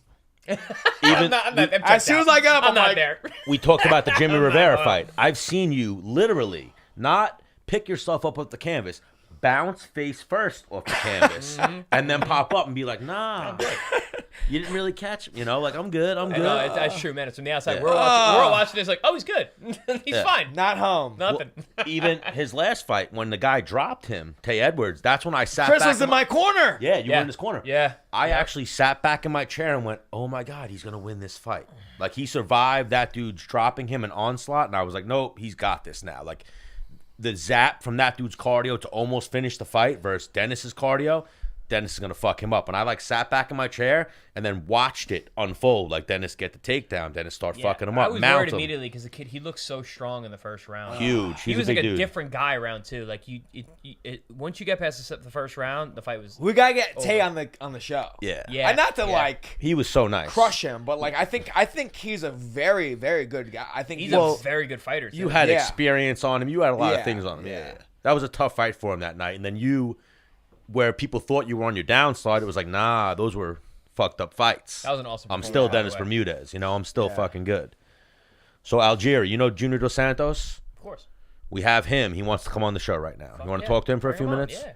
Let's talk a little Have you- boxing with Junior You've Dos never Santos. talked. Have you ever trained with him a little bit? I Or have not. No. different gym. Yep. Oh, so yeah, you He's down in He's down in Florida. he's down in ATT now. ATT. Yeah. He trains with. I've seen him with Daru. I've seen him.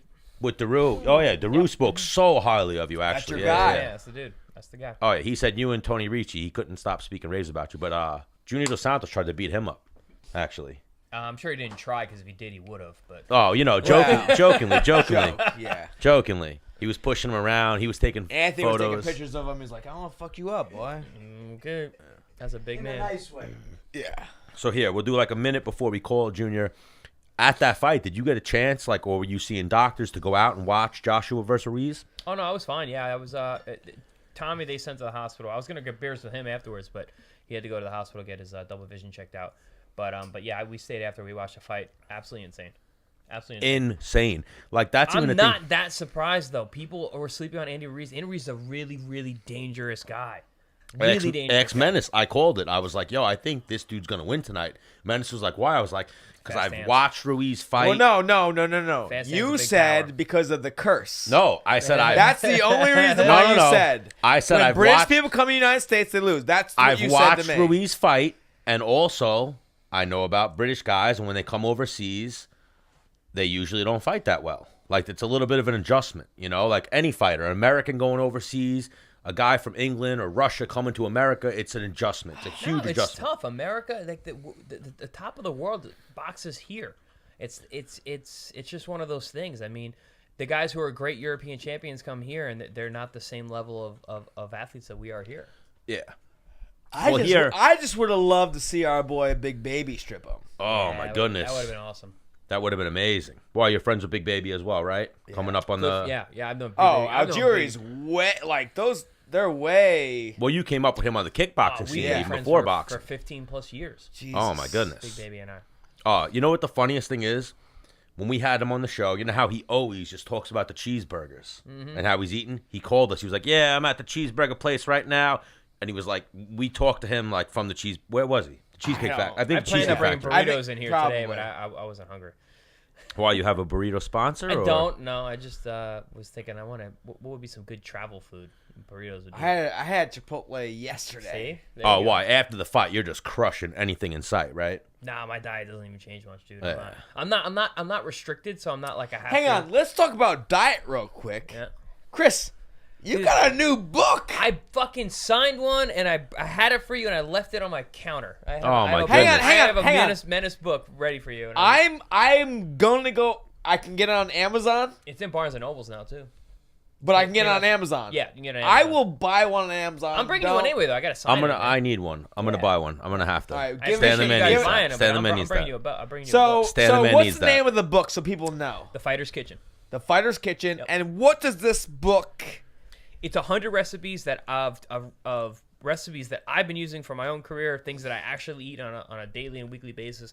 There are recipes that I use with my athletes who I cook for. Let's talk about some of these athletes that are, you know. Well, here, let's get JDS out of the way Okay. before we go deep into this. I don't want to lose JDS. Okay.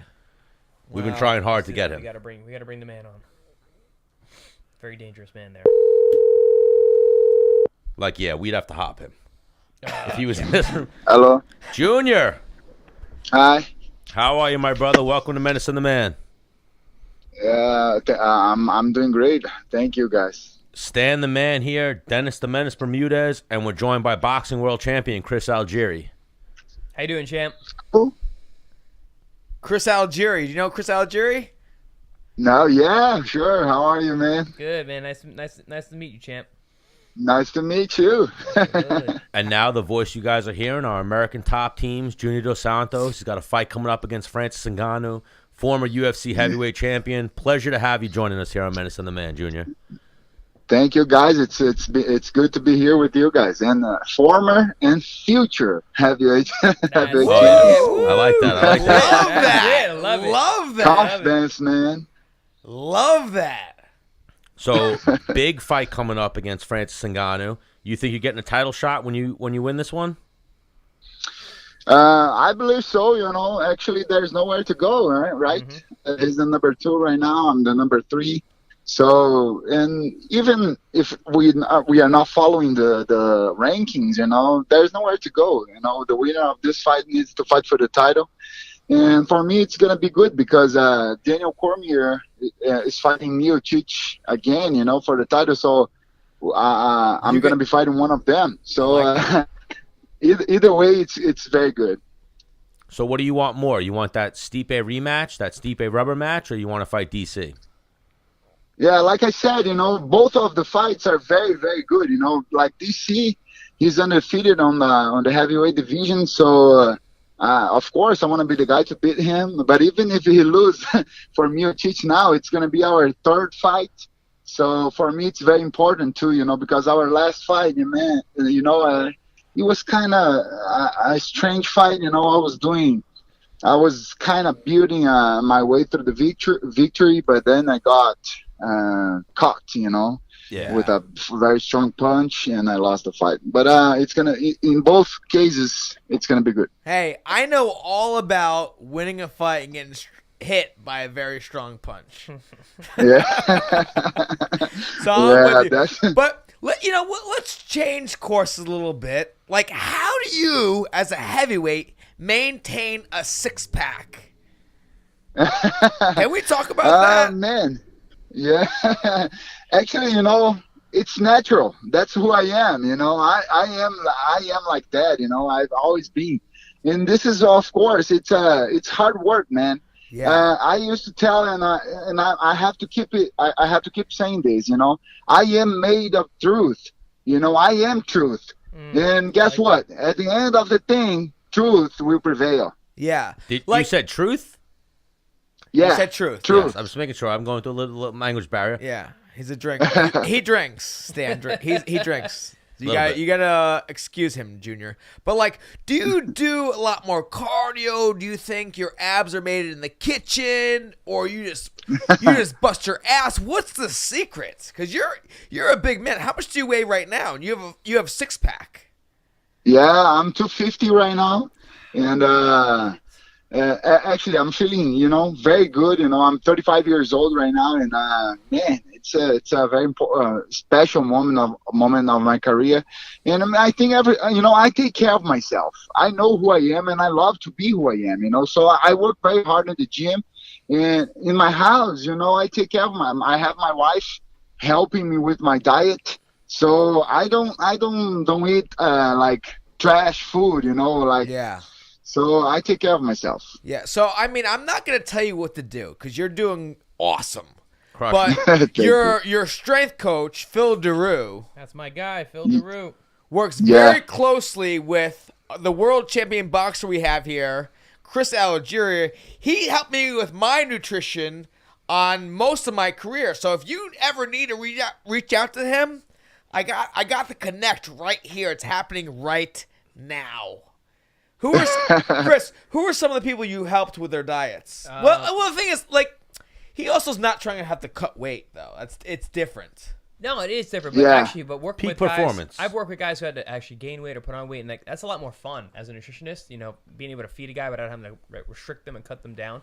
But yeah, I've worked with a lot of fighters. Boxers. Paulie Malignaggi's one. Daniel Jacobs, middleweight champion's another. A bunch of MMA guys I work with over at HK Kickboxing. With I'm close with Henry Hooft, so I work with a lot of his guys down there.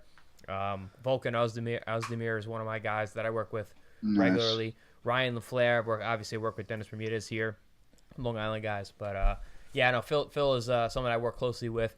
Very, very smart guy, doing great work. Looks like you guys are doing phenomenal stuff down there. You look like you're in peak physical condition. Really looking forward to your fight coming up, champ.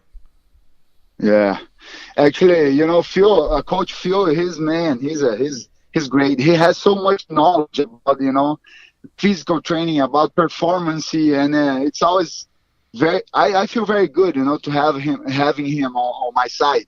But I have also my nutritionist in Brazil. I keep working with the same guy as I was working before. And he sent me. I sent him my exams. He sent me the diet through the internet. That's great. I feel good doing that. I think that's really important. Every athlete needs to have someone that knows their body because everyone is so different. Yeah, that's it. He knows me a lot. And there's also, like, if it's not broken, don't fix it. Yep. Well, perfect, like you said there. Junior, I spoke to you a week or two ago. You brought your whole team from Brazil to Florida, right? Yeah. I brought my coaches, my coach Doria, and his brother who works with my boxing skills. He's my the head of my training. Yes. So my whole training camp. Doria is the Cuban boxing coach, right? Yeah, he's my boxing coach. Yeah. But he has so much experience, man. He give me advices for everything and everything what I do in the gym, And also we have here Conan Silveira, who is the head of American Top Team, and also help us a lot, with our preparation. So I cannot complain. It's going things are going good. Oh yeah, you obviously. You came to America. You linked up with the right team. You're with American Top Team, Phil Baroni, training with all these right guys. Like, how long have you been with American Top Team? Was that like the change that you felt like was implemental in getting back the title? Oh yeah, for sure. You know, being here for me, it's something else. You know, it's something very positive for my career. You know, there in Brazil, I was having a good training. You know, and then I was having good times, but it was too expensive for me. You know, because I had to bring everybody. You know, a lot of people to help me.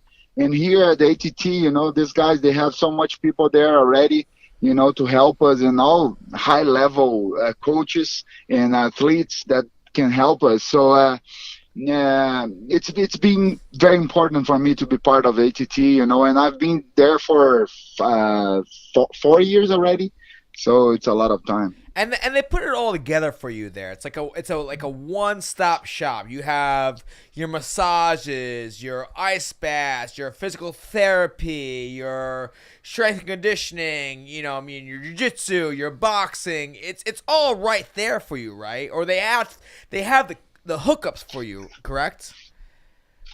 Yeah, actually, yeah, they have all the different trainings to do. You know, they have the cold tub. You know, they have sauna. They have this kind of things over there. They don't have massage and physical therapists, like I said. You know, they don't have it over there. But I have my own. Connections, you know, right? They have connections. You're JDS. You have the hookup, yeah, right? Of course, yeah. Oh, but South Florida. They can always help us, you know, to find the right people to work with. So it's good, you know. It's good. Like I said, there is a lot of people around us over there. So man, yeah, everything you need, you can find it. Oh, for sure. Junior, you're not the only champion that relocated to South Florida. I've seen Chris. You go down there from time to time, right? Yeah, I have a condo down there, and when I do my big camps, that's where I'm at. Oh, so yeah. You guys, you got to go train in that warm weather. There's some of the best guys, like Cubans, Brazilians. There's so many, MMA and boxing in South Florida, it's a hotbed. So, JDS, I mean, when you look at Stan the Man, he doesn't have abs, so he doesn't get why running with your shirt off is amazing. You know what I'm saying? Because he keeps his shirt on when he runs. No. I'll take my shirt off. I don't give a fuck. No, you don't. You don't run. Hang on. Stan, you have to run first. I have to no take your shame. shirt off when you run. Whoa. I have no shame in my dad bod because I used to be skinny and I could still pull girls. So I don't care about that. Because JDS has abs, the Menace has abs, Chris Algieri has abs. So we like warm weather when we're outside running because we take our shirts off and we get a few beeps, right? It's amazing. A big morale booster. I love warm weather. I walk down the street with my shirt off and people beep and say, "Put your shirt back on, fat boy." That's good. But yes, JDS, I'm a big guy. I don't know if you remember when you met me. I'm like 6'2", 230. But I was like JDS. And I was like, fuck this guy. His hands are huge. He's fucking tremendous. Get this guy away from me. You're one of the biggest people, like, physically. Like, you got big limbs. You got big arms, big fingers. He's got big bones. Yeah. He's a big fucking dude. Yeah, actually, you know, as a heavyweight, you know, I feel, you know, big, but I'm not one of the biggest guys over there. You know, there's bigger guys than me over there. But the thing is, like I said, you know, I'm natural this way. So I feel good with my weight. I feel good with my size. So I think it makes a big difference when I'm fighting. Yes. Because, man, and that's my I feel like, you know, that's my territory. Yeah, and also your fitness is a head and shoulders above the other guys in your division, so that's important as well. So talking about size, like, do you have brothers and sisters? Yeah, yes, I do. Are they humongous or what? How big are they? Yeah, they are pretty big. They are tall, actually. You know, but I'm the biggest. You know, I'm okay. Talking about size, I'm the biggest. Yeah, but they're skinnier, but they're taller. Not taller, but tall as me. All brothers, all sisters, both. Two brothers, two sisters. Oh wow! We are 5 total. And are you the oldest, the middle, what? I'm right in the middle. I have a couple older than me and a couple younger than me. So give me the full rundown. Yeah, you had a lot of fights before you ever started fighting with your older brothers, right? Not really, not really. No, Yeah, that's a lie. sometimes, we were like beating each other. But I was the type of guy, that was avoiding fights, even in the school and in the streets. I never had a fight, like street fight. You're lying to me. Yeah, that's true. No, that's true. You never had a street fight in Brazil. Yeah, actually, when I cannot lie to you. I had one. Let's but when hear I it. was Let's hear it. 17 Why years old already. You were 17. Did the guy die? What happened? How Actually, tall are you? was, how much did you weigh? At the time, 98 kilos, something like that. Chris, what's that? Times 2.2. Yeah, it's 220, 215. Yeah. Okay. Yeah. So how tall were you? How tall were you? Same thing, I think. What's same that? Thing. I was 17 years old already. 6'4". 6'4", 220. Yeah, 6'3", 6'3". 6'3", 220. Wait a minute. Dos Santos, you're 6'3"? Yeah. I love that. On the Wikipedia, it says 6'4". Like I told you guys, always go inch taller. Unless somebody's going to bust out the tape measure, always go inch taller. All right. Yeah. So you're 17, you're 220, 6'3". Yeah. What happened? Yeah. Who fucked with you? Yeah. No, actually, I was going in I was having fun with some friends in a nightclub, and one of the guys, like a big guy, the city where I come from is a small city, so everybody knows each other, but I didn't know this guy, and he started to talk like bad things about me. Why? And then, why? Because you're the second biggest guy? Why, but then, was he bigger than you? Then he was big, but I went there to ask him, what you talking about? And then he said something that I was looking to his girl or something like that, I said, man, I don't even know you. I don't know your girl, so stop it, So then he punched me in the face. Oh, wow. And when I tried to punch him back, they didn't allow me to do that. They put me away. The bouncers. They took me away from that. Yeah, my friends actually. Oh my gosh. So I said, my gosh, man, you should beat him, not take me away from that. So then I said, I'll wait for a little bit. Outside the club. You waited outside the club. No, not outside. Still inside. And I went back there, and then I saw him again, and I went after him. And I punched him in the face. He fell down. He fell to the ground. And I did like 2 more punches on him. And then everybody was stopped, by the bouncers. Were you doing mixed martial arts at the time? No, I wasn't. Jiu-jitsu? I started training with 21 years old. Okay. Were you doing jiu-jitsu at the time?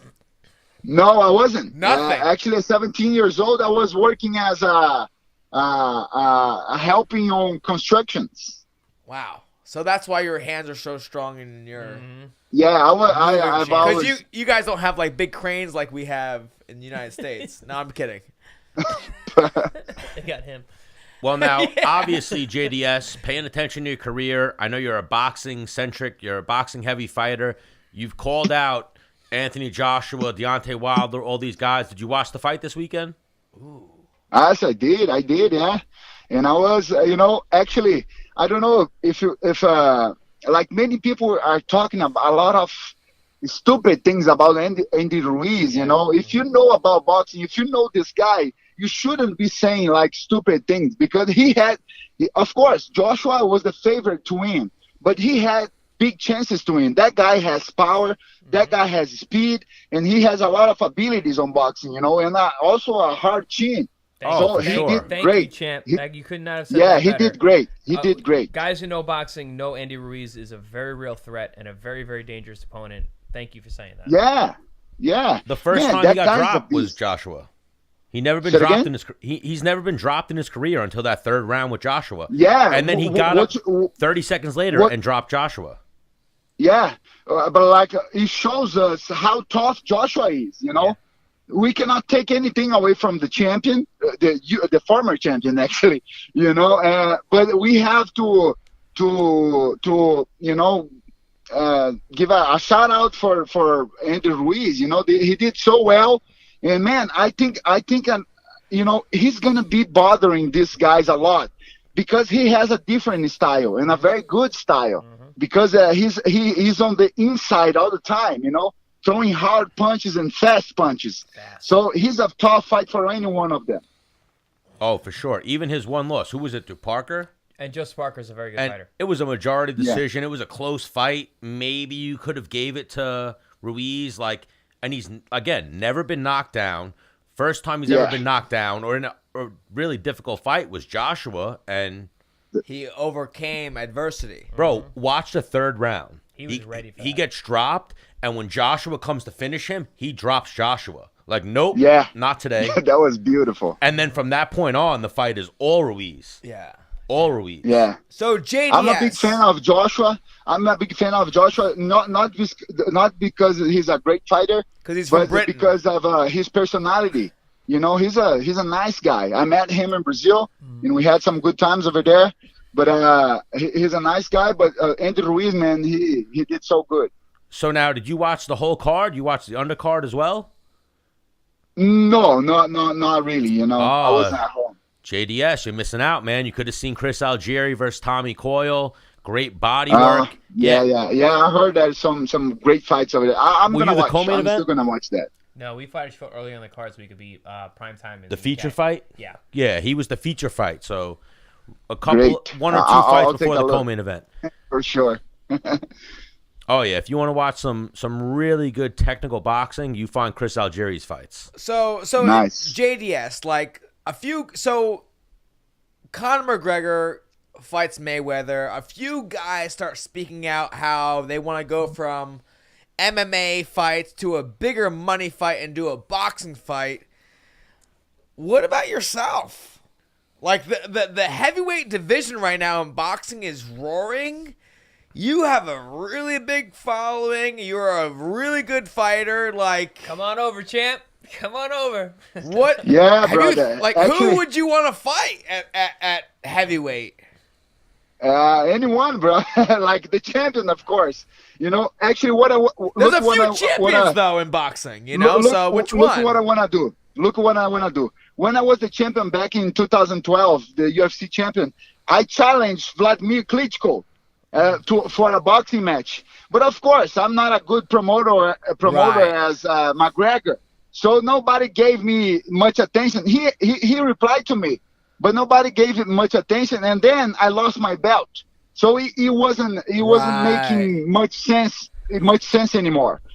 So then when I was fighting for the title again, I said I would love to fight Joshua, in a boxing match. And man, I'm still with that goal. I want to fight one of these boxing champions for sure. But before, I want to get my title back, in the UFC. And then I'll challenge again, one of these champions. It can be Deontay, it can be even Andy Ruiz, Yeah. But man, I really believe it would be so much better for me because, man, without worrying about takedowns, without worrying about kicks, only about boxing, only about the thing that I love to do, Punch people in the face, and in the body. Say it again. Punch people in the face and in the body. Yeah, that would be paradise for me, I know there's a lot of top fighters over there, and I'm looking forward. I know, at some point it's gonna happen. And look at that. We have to give MMA a real shot against a boxing champion. I know that McGregor, did the whole thing, that whole promotion. But that was only to make money. Hang on. I think he had a great showing against the best boxer. Yeah, like you said right now, it was a show. It was a show. You're right. Mayweather is the best, but he allowed McGregor to reach the 10th round. He allowed him. He was giving the people what Mayweather they were let it happen for. like that. Yeah, Mayweather allowed him to reach the 10th round. Got He you. could finish the fight before. We can see at the first round he didn't throw one punch. That was kind of. You're right. I said, what is Yeah. it? He was there giving people what they were expecting for a show. Wow. You agree with that, Chris? I agree 1,000%. Floyd carried him a little bit. Yeah, I mean, he made it worth $1 billion. It was a $1 billion show. There's also that talk that Floyd bet on. A lot of people said that Floyd bet on it going past 8 rounds. Oh, really? Yeah. He's a betting man. I can Crazy. see Oh, that. Floyd's a degenerate gambler from what you hear. Yeah.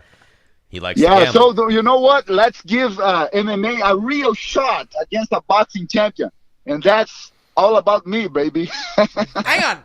I like it. I would love to see you in, because the way your fight stance is, the way your hands are, how far you keep your feet, like you are a slugger, dude. You're a boxer. You're a boxer. Yeah, thank you, first. brother. Thank you. You know? And you know what? Like I said, I told you, I'm a natural heavyweight. I can move. I can punch hard. I can throw a lot of combinations, and I'm a smart fighter. Especially using only my boxing. So, man, it's gonna happen at some point. Hang on, and Menace and The Man is gonna push it. We're gonna tough. make that shit happen. And even Yeah. iron chin on Junior Dos Santos, like that Cain Velasquez fight, one of the scariest fights to watch. Like, imagine if your opponent, you hit him with everything. You take him down, you fuck him up on the ground, you beat him up on the feet, and he just keeps coming. Well, I was in Oxnard training, and Cain Velasquez. This is before you fought him, champ. He was coming to the gym and boxing. He looked like a boxer. So when you guys fought, it was like 2 boxers fighting in an MMA cage. It was amazing. It was such a great. I love all of those fights you guys had. Such good boxing. I agree that he's a great fighter. But the thing that made a big difference for him, all the fighters were his wrestling skills. Yes. He was putting pressure all the time. That fucking Barry, man.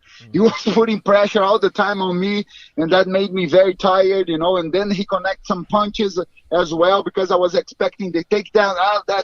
That was a tough fight, But and also his cardio, his stamina. Yeah, he was fucking incredible. amazing, I've seen it. Yeah, that I've was seen it in incredible the for a gym. It's heavyweight. incredible. And that like might him, be that from was wrestling. fucking incredible. I have a good stamina.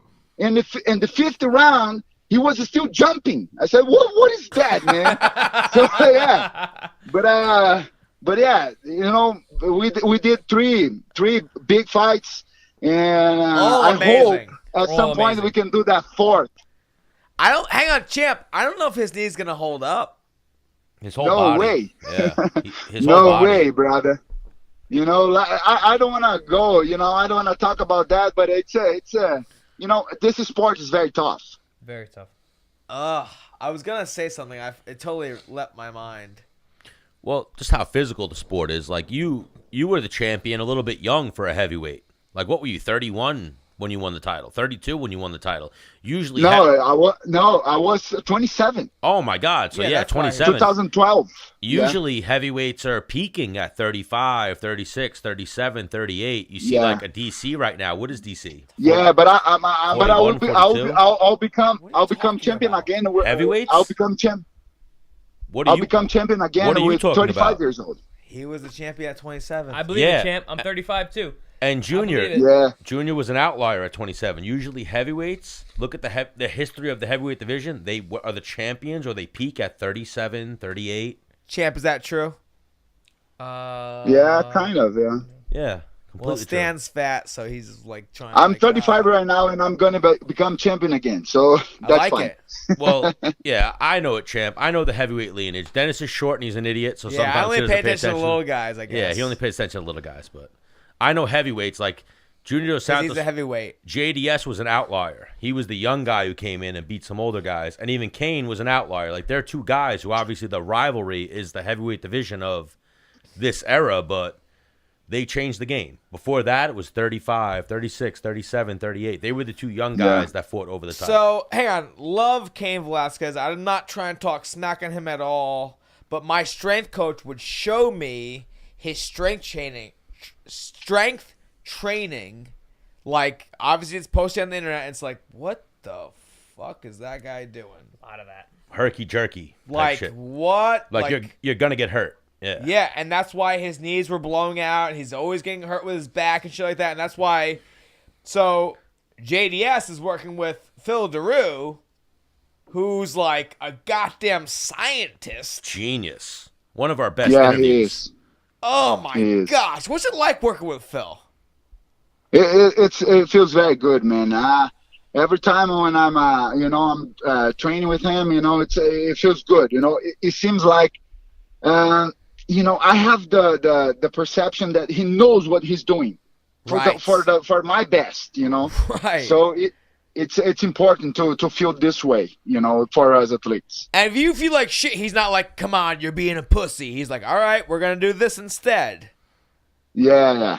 Which For is sure. No, for me, it's kind of it's a privilege, to have someone like him on my side. Like I said, guy's an animal.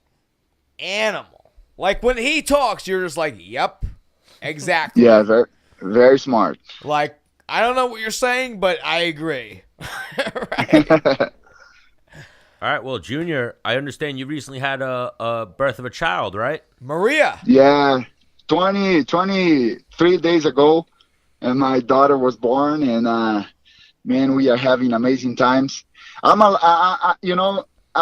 wasn't supposed to be fighting right now, but thank God, my mother-in-law was able to come from Brazil and help my wife, to take care of our kids and take care of my house. So yeah, things are going good here, and I'm feeling great for this fight too. So I have to be very thankful, for my mother-in-law at this time. Yeah. So I mean, I remember talking to Stan. I forget what fighter we had on, but they just recently had a kid. And Stan was like, you know what? I don't know if I'm going for that fight. I'm like, yo, dude, I had a kid. Dos and it Anjos. fucking RDA. yeah, RDA had a kid, and Stan was like, Yeah. oh man, I didn't know he had a kid. I think that changes who I think's gonna win. I said, no.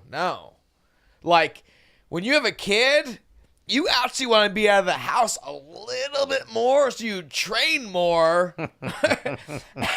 and listen, doesn't make you a bad person. Like, you're like JDS, like, you're the most masculine of masculine men on this planet Earth. You're not supposed to be cradling a small 7-pound kid. You're supposed to be out there fucking grabbing saber-toothed tigers by the fucking scruff of the neck, smashing their skulls off stone, and bringing back meat to the table. Holding that kid up with one arm and then passing him off. Yeah. Like, so, like, you have a kid, like, you're not supposed to be like, oh my God, I love you, like, you're so cute. Like, you're supposed to be like, yeah, let me go fucking kill shit. So you're at the gym, and you're killing more shit than you ever have in your life. Yeah. Actually, it's right like that. I work very hard, like I told you. So I go out, I do everything what I have to do. I train very hard. I work hard. But the best part of the training is to go back home and stay with my family, stay with my kids, take care of my little daughter, take care of my boy, my Bento, my son, So, man, it's everything that's the main reason why we are here, to have our kids to keep this human being going on. Procreate. So, and listen, you have it strong feels- genes. Yeah, I cannot put in words what is that, what I'm feeling right now. And also, it's also a motivation. It's very good, Yes. because it motivates you to go farther, to work harder, and to achieve your dreams. Because now I used to have like goals in the past that I don't even remember anymore. About these goals. Everything in my life now, everything what I think about my life now, even in the future, it's involving my kids. So they are the main reason, of wanna set an everything in my example. life now. You want to set Say an it again? example for them. Yeah. That's And what. set Yeah, I have to be. goals. Have to be a role model, you know. Now the thing It's is, important, especially these days. the thing is, you have very, very big footsteps for your son to follow in, so you might have screwed him. No, I'm just kidding. Yo, huge footsteps. I shook your hand, and I was like, what the fuck is that thing? Get that thing out of here. Yeah. I'm a big guy. I'm 6'2". I'm like 220. Met he's Junior, fat. but I met Junior. I'm a tall guy. You're short, Menace. I met Junior Dos Santos. I remember, man. I remember. I was telling my coach, hey, that guy can be a good sparring partner, man. Oh, Bring fuck him, that. Bro. bring him to right. us. Oh, my God. Let's set it up. Let's set it up. I used to be a lightweight, Junior, and I've been tall, so I've been getting lumped in with Vellante and LaFleur and all these big fucking guys my whole life. I don't want to spar middleweights, light heavyweights. Hey. There's no chance I'm moving around with Junior Dos Hey, Santos. JDS, I've never seen him move around with any of these people he just said. Yeah, Menace definitely has. He's a hater. But anyway. But I met you. You're a tremendously huge dude. One of the nicest dudes I've ever met. Yeah. Do you remember almost beating up? Thank you. Do you remember almost beating up our photographer? Yeah, I do. Yeah, he's a little. How is he? How is he feeling now? Is it fine? He's doing good. He has a little PTSD. I'm right here, JDS. How are That's you? good. Good. Great to hear you. You're feeling good, bro? I am, my man. Better to hear you now. I'm looking forward for the second time that we're gonna meet. Awesome, man. Awesome. Looking forward to it as well. That's all you get. Oh, for sure. When we get off this phone call, JDS, you send me your email. We got some pictures for you from that day. We got some great video or pictures of you sparring Shoeface. No video. They don't allow video at ATT, but great pictures of you sparring Shoeface. And we got to thank you again for joining us, my man. Yeah, I thank you guys. It was good to be talking with you guys, and looking forward for the next time. Yeah. So the order of events: get the title and then get a big boxing fight, right? Yes, let's do it. I like it. Let's make Makes sense. history. Hey, if it makes sense, it makes money, right? That's it. That's perfect for Yeah. everybody. All right, so your fight got moved forward to June 29th against Francis Ngannou. We here at Menace and The Man want to wish you the best of luck. And after you knock him out, let's get you back on the show. That's it. I will. Thank you very much, guys, and take care. All right, you're the man, Junior. Thank you very much for joining Bye. us. Well, see you later. Oh, he's such a goddamn sweetheart. He's awesome. So awesome. Nicest guy in the I world. didn't know his English was that good, man. He's great. He's been around for a minute, right? Fuck I yeah. thought his English was worse than it was, and then when we met him at ATT, I was like, oh, no, you're perfect. And then I walked up to him and was like, yo, you're coming on the show. He was like, yeah, man, you let me know. Whatever you want, my brother. Yeah, whenever you want. And I wanted to even mention before that, the first time we tried to get him on the show, he was like, I'm coming on the show, and then his daughter was born. So I was like, yo, I feel like the dick trying to get you to Wow. do an interview when you're going through childbirth. Well, you are. But then you told me, a little bit, right? A little bit of a dick. but then you told me how RDA is and the Brazilian guys are. Yeah. They yeah. don't- So manly. So RDA was getting ready to fight Kevin Lee. Okay. And I kind of was just like, and Stan was like, oh, shit. RDA just had a kid. And I was like, yo, bro, when I had my first kid, I was looking for reasons to get out of the house. I love the honesty. So training was one of my outs to not have to, like, babysit, if you will. So I was training more than ever. And then there's also like, man, I got a fucking, like, kid now. And I got to represent that kid. Like, let me be as badass as I can be. You know? Well, wait. Why, Algieri? You really think I'm a dick? No, he doesn't. No. Oh, you're just going with Dennis. Yeah. All right. No, I was just fucking with you. Because Dennis thinks I'm a dick. But, you know. No, I don't. I don't think you Well, you have times where you're like, I have moments, absolutely. But I was making sure I didn't rub Algeria the wrong I way. didn't Like, know whoa, that. whoa. I would respect that. I'm Wow. okay Oh, with no, being I'm a dick. But that's why I was like, Whoa, whoa, wait, I- Algeria, I didn't rub you the wrong way, did I? Because I wow, wasn't trying to. I love that. Yeah, because I'm a dick. I know that. That's why it's No, asked. but love like, that. hang on, Stan. He like, whoa, let me just make sure y'all do it. Well, even this past weekend, like you were like the announcing guy. I was like, you after we walked away, you were like, Stan, you were a dick right there, and I went, Yeah. was I? So Like, I don't- It's nice Algieri, to get checked on that. Algieri, right? Let you You're the guy telling me. No, he knows Mark Frado. Oh, you know Oh, Mark I know. Fardo. Yeah, I know. Yeah, he knows Mark Frado well. So he's doing Facebook Live for the event we were working, right? and he comes up to us. He's trying to give us the rundown, like of what he wants from us to do. Da da da. And as he's doing, Stan's like, just like, Stan's not looking at anything, but just like not looking at fucking you, dude. Like, don't tell me how to do my job that I've done multiple times. So this guy's like talking to Stan. Stan's like, yeah. I know what I'm doing, motherfucker. Stan, you crushed it. Yes. And you're a professional, but like in my head, I was like, yo. At first, I could see how I looked. And because the guy paused multiple times, like, bro, you even paying attention to what I'm telling you? Are you gonna handle this? And you're like, yeah. I know what you're saying. Like, yeah, okay. Well, like, here's what was happening is I handle most of the stuff for Menace and the Man. So where you were listening to him, I had people walking up to me like, Stanley, great to see you tonight. Stanley, great to see you tonight. Hang on. Same. And you too. Same, but I was still looking at him. But also, while I was shaking people's hands. While people were shaking your hand, I was telling you who they were. Like, yeah, this person is this person, this person. Yeah, I is didn't you get know those things. Yeah. And you were just like looking at the guy, shaking hands, and then going, Stan, you're a dick. You're not even paying attention to this guy. Well, I mean, hang on. And much respect to Mark Frado. I understood where he was coming from. We came super late. New York traffic. You know Algieri. New York traffic's never good heading into the city. Nightmare. Heading into Queens. Oh, my goodness. But we killed it. Oh, hang on. Is HBO want us to do fucking something? Crushed it. With us? Yo, like, here's the thing. Like, me and Word on the Menace. street is like HBO wants to work with Menace and the Man. Fox, CBS Sports, Fox, and HBO. Oh, we like what we saw. Have all put out like a, hey, I'll fuck with you guys. Give me a phone call. Give me a meeting. Let's set up something. And we're just in those stages now of setting things up. We're available. We're for hire. A great looking Puerto Rican gentleman. Oh, a decent looking white American. You have a great bust. Imagine if I was in shape, though. I used to be in shape, Algieri. Yeah, but you have a great Yeah, you got great hair, for sure. Let's get to the book, because the book's going to get me in shape, and I'm going to owe it all to Chris Algieri. Ooh. We spoke about this one last time you were on. If there's ever a fighter or a person who needs your help, it's me. Stan, what's the name of the book?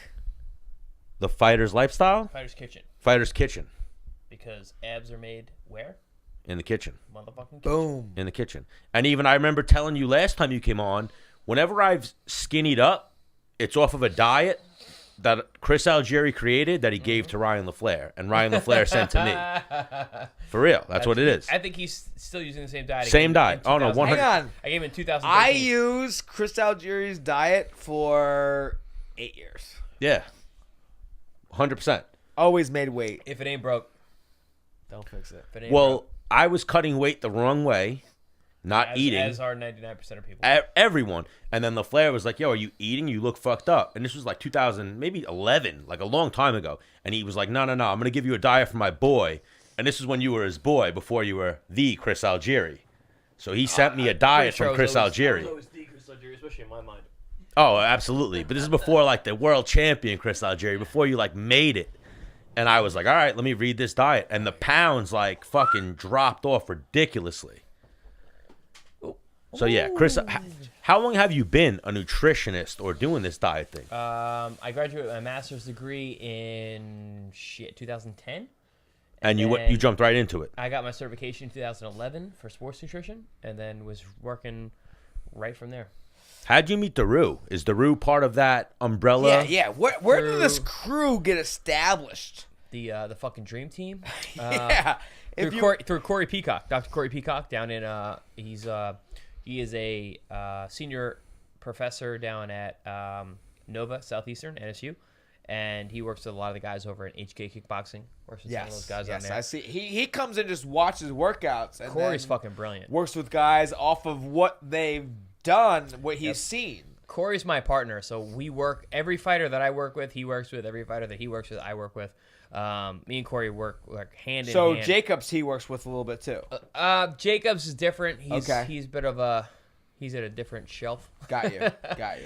Jacobs is funny. Jacobs, like our relationship, my relationship with Jacob is much more of like a personal to work relationship. Now, is there any chance we could? I'm gonna throw shit at the wall, see if it sticks. Mm-hmm. There's no chance we can call him right now, right? There's a chance. Well, yo, we booked Jacobs on the show that one night at you? the Paramount. Yeah, and he was like, "Yo, you guys want my number?" He almost didn't believe. He didn't give us our number. No. But he's like, no. Go ahead, say it. He didn't believe that we knew Algieri because we were like, "Yo, we're Algieri's boy," and he went, He went, "You know what? Get my number from Algieri." That's a smart move. But literally, that was a Saturday night when you fought your last fight at the Paramount. Yep. 3 days later, it was, he's fighting May 4th against Triple G. So it was like, all right, now he's probably almost ungettable. He's one of those guys I don't want to throw off guard. Yeah. Like, yeah. hey, Yeah. you're live. Yeah. Danny's, He's straight. And he's like, also, But I would love he for, also like, just yo. came off the Canelo fight. He's still coming down from that. Like, and that, like, I understand Hang on. being in big fights. I don't want to talk about that at all. No. No. Well, you No, saw. I don't mean that in terms of that. Like, just in terms of, like, his availability. Yeah. You know? yeah, I've only I spoke to know. him once since the fight. Well, yeah, when you fight Triple G, he's one of the top 3 upper echelon boxers, Like- media-wise, in the world. You're going to get interviewed fucking out the ass. Yeah, like Chris, And then if he you fought fucking Chris, Canelo. if you were to call Out the him right now ass. on your own, what would the like? Oh, no, he what fought up? Canelo. Yeah. Like- If me and Danny just we'd be like, "What's up, bro?" Nothing, shit. What's going on? What do you got coming up? I don't know. Probably go to LA. Cool. Want to roll? Yup. that would be it. Well, Oh, even he's a correction. very- That's what I meant to say. That's how we would interact. Yeah, we're very to the point. What's up, bro? You know, like it would be very much like Not yo, like, how was your day, honey? nah. Yeah. Like, yo, you're calling me. What's up? What are we doing? You know, Right. that's more like, what are we doing? You know, like, Right. all right, what's up? Oh, yeah, he seemed very Boise with you, like I said. Nah, chance that's my boy. you could text him for. Hang on, I want to talk to him for 5 minutes. Like, yo, Just say hello and come back on. Hey, I Wait. want to give him like 6 how minute- was- 6 how minute was- interview. How was your day? What'd you eat today? Well, no, the 6-minute No, preview that's interview. gay. That's so gay. We like to do like a 5-6 minute preview interview where we like, Preview hey man, of what? the preview interview where we're like, hey man, we're just we doing a wanna have you on preview again. and we want to have you on again. This is just showing you that we're not fucking douchebag journalists. We want to talk to you about, I bet we can get him on. We You can give know. it a bit of an advance. Yeah, for sure. yeah. No, what I'm saying, we're kind of like, can we set it up right now? Like, yo, what up, champ? Menace is kind of like Yo, that, but yeah, you can Big shoot a text fans. and see what happens. We fucks with you. We got Algieri in the studio. Like, give us And a even- street fight you've been in. Well, no, We'll haunt you later. Yeah, like we want to talk about street fights. That kid's got good I stories. know he does. He's got good stories. So I have pictures. So my brother is a police officer in East New York. He's literally like has stories of He looks like you, but a little more bulky. yeah, a little bulky, a little more like serpent. Would you say he has better hair? No, definitely not. No. Oh, no chance. he- No yeah. chance. No. No. He's got the horseshoe. Going, I'd say he's got a right? better beard, but Yeah, that's where I was going. got a with. good Sorry. beard, a really Yeah, good beard, Great beard. good, better. He's got finish. it's starting. He's the got like that fucking- kind of like peaking widow's Yeah. peaking. Yeah. No, receding hairline I mean- kind of thing. great widow's peak though, right? Yeah, no. We're gonna give him My anything. brother's like he's a legend in the street, but yeah, he's been literally walking the streets of Brooklyn and seeing like Danny like on like. Can we just On send? a suit. Can we just send the text? I already sent it. Oh, damn. Oh, so Danny's still in Brooklyn. Danny is He ain't a whole leaving. body. No, he's Lifer. He's all over. So now here's a great question I got now. Chris Algieri. I remember before you fought, I think it was Pacquiao. You were still living at home, like living in the Algieri compound. Not even at home, the Algieri compound. Yeah. Like St- I still love is. that. Still, right? Yeah. No, I don't live there anymore. No. You moved out? Yeah. I own the house, but I don't. Oh my god! But even I love that. Like being I do close too. with your family, the whole I nine. spent the like, yeah. entire. So I got home from Manhattan after my fight on Sunday afternoon, and I was at my parents' home, my family home from Sunday afternoon. We barbecued at the house with the family. I was there till yesterday oh my night. God. Can we go into? Hang on. Dude, you gotta come to a Can we do a barbecue. live my episode at God. the Algieri Bro, compound? I would love bro, Can dude. Can we do an Algieri barbecue? Like, it's not even a I'm cooking shaking. with the I'm menace. shaking on it right now. Like cooking to. Maybe with the menace. get Jacobs to that. Would Jacobs come to that? So we should. All right, we'll do that. We'll do a gym party barbecue, and you guys come. You Bro. know who else we want that Hang on, you hang could on, definitely Stan, help us with Stan, is shut the Keith. fuck up. Keith. I'm not done yet. Trimble. We would love to get Oh, Trimble yeah, on the no, show I as want well. Keith Keith with it, on, yeah. yeah. Sure will be there. Hang on, Sure. bro.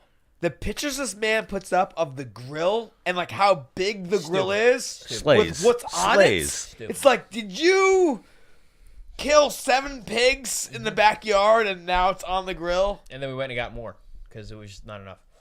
Algieri's Instagram makes me feel bad all the time because I'll eat some shitty food and then I'll watch his shit and see he's cooking peppers, onions, and like a meat, and I'm like, fuck, I should have went that route. Oh, guys, we're doing it. We're doing it. We're doing a Menace and the Man live. From the Algieri compound. Frank, get your goddamn camera guy.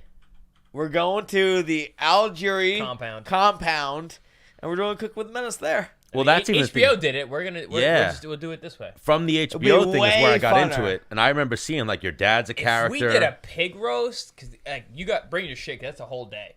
Pig roast is literally like it's 12 hours, like it's all day. I got guys. And now that's one of the things I love about you. The man is you're so deep into nutrition that like I've heard you talk about how like you can eat bad food. Like, not bad food, but, like, you can have a cheeseburger. You can have a slice of pizza. I eat everything. Like I said, even my camp, like, I'm not restricted. I was talking to Michael Camp, Dr. Camp, about this, who you know very well, who's my strength coach and my physical therapist. He's like, what's your, like, you know, now your fight's over, like, what's your go-to food? I'm like, Mike, it doesn't really change. Like, I eat bagels during camp. He's like, oh, I love bagels. I wish I had a bagel. I'm like, dude, I ate bagels in camp. Oh. My camp is like, I haven't had carbs since 04. Yeah, he's very restricted. I'm like, how? I'm like, fuck that. Well, that's what I noticed about him and even Tony Ricci. They're on like they're different levels, guys. Cutting edge though. Like I remember you saying like, oh, you could have pizza, you could have a cheeseburger, and me being like, wait, every day? No, in moderation with the right diet. And then your right diet, like every time I see on Instagram you with a plate of food, it's a fucking plate this big. I eat. Yeah, you're eating. I eat. But it's healthy shit. You're eating the right shit. You know what you're doing. What's on the plate, Stan? Like, just, he's fucking smart. Like, sweet potatoes, and then a low carb, like a high protein meat here, and then a low carb, high protein. You know what meat? I mean? Like, I'm saying low. What do you mean? I'm saying low carb in the sense he's eating like rice or he's eating fucking sweet potatoes for the low carb. But they're kind of high in carbs. Sweet potatoes? Yeah. But they're lower carb than no. All right, so hang on. So a regular potato or anything else you're gonna eat? I'm fucking with you. Yeah, I know you're being a douchebag. No, so there are carbohydrates that are more like. I know more about diets than Stan. Watch me fuck them up right now. That's what you're doing there. No, I'm just trying to inform the people on what you don't know. I always forget that there's people watching. Yeah. There are like you could. Like, for example, beer has carbohydrates in it, right? Liquid bread. Yep. Then, like, a sweet potato has carbohydrates in it. Yep. But the sweet potato has fiber. Better carbohydrates in it that are, like, your body takes more effectively and uses well. Like, alcohol has little nutritional value, especially, like, spirits, like liquor. So, beer actually has some, like, what do they say? What do they call that?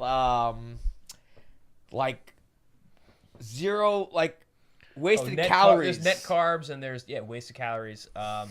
So if there's no nutritional content to the food, then it's almost like wasted calories. But I don't think about that. Like it depends on what you're eating, what you're drinking. Like right now I'm drinking beer. Beer is not necessarily a wasted calorie.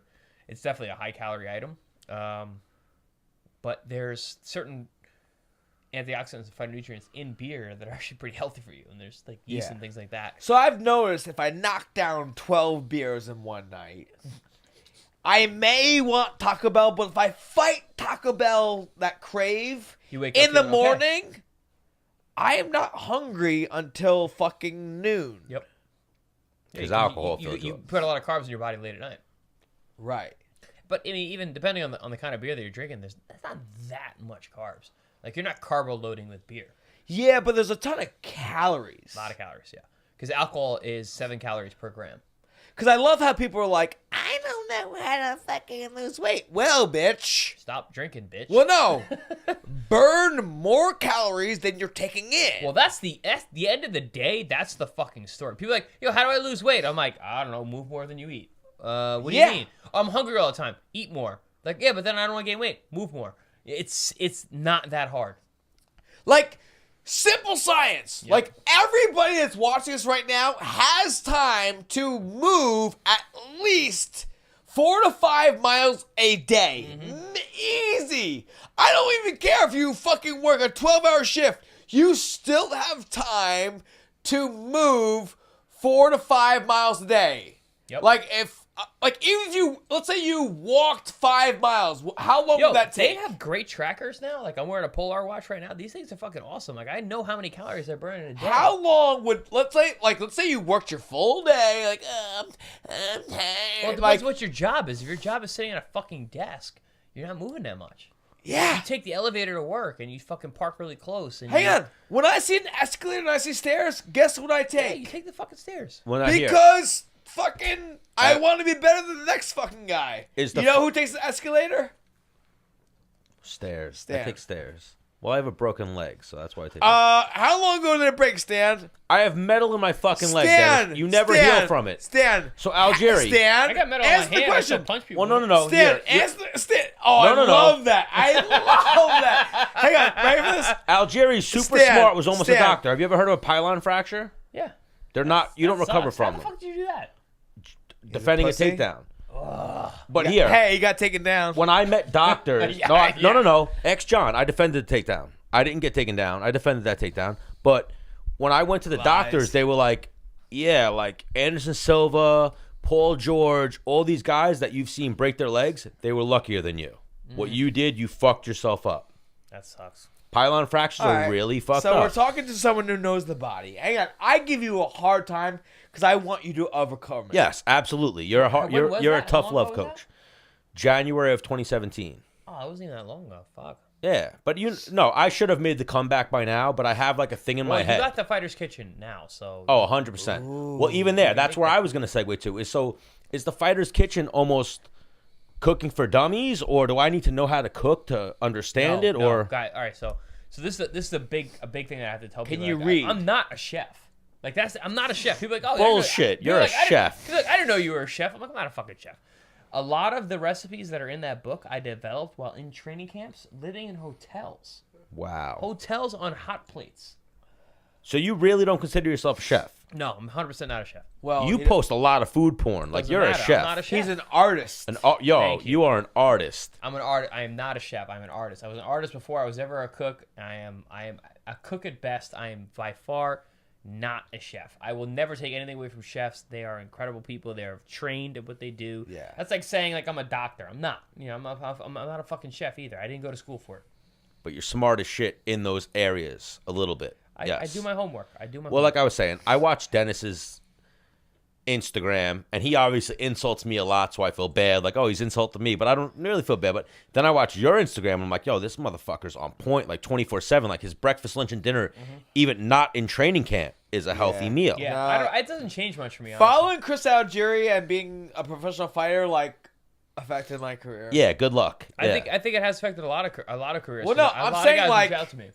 I just finished fighting. So this guy, we fought like a week apart. He's eating clean. I'm eating fucking pizza and fucking. I drank a case of beer last night.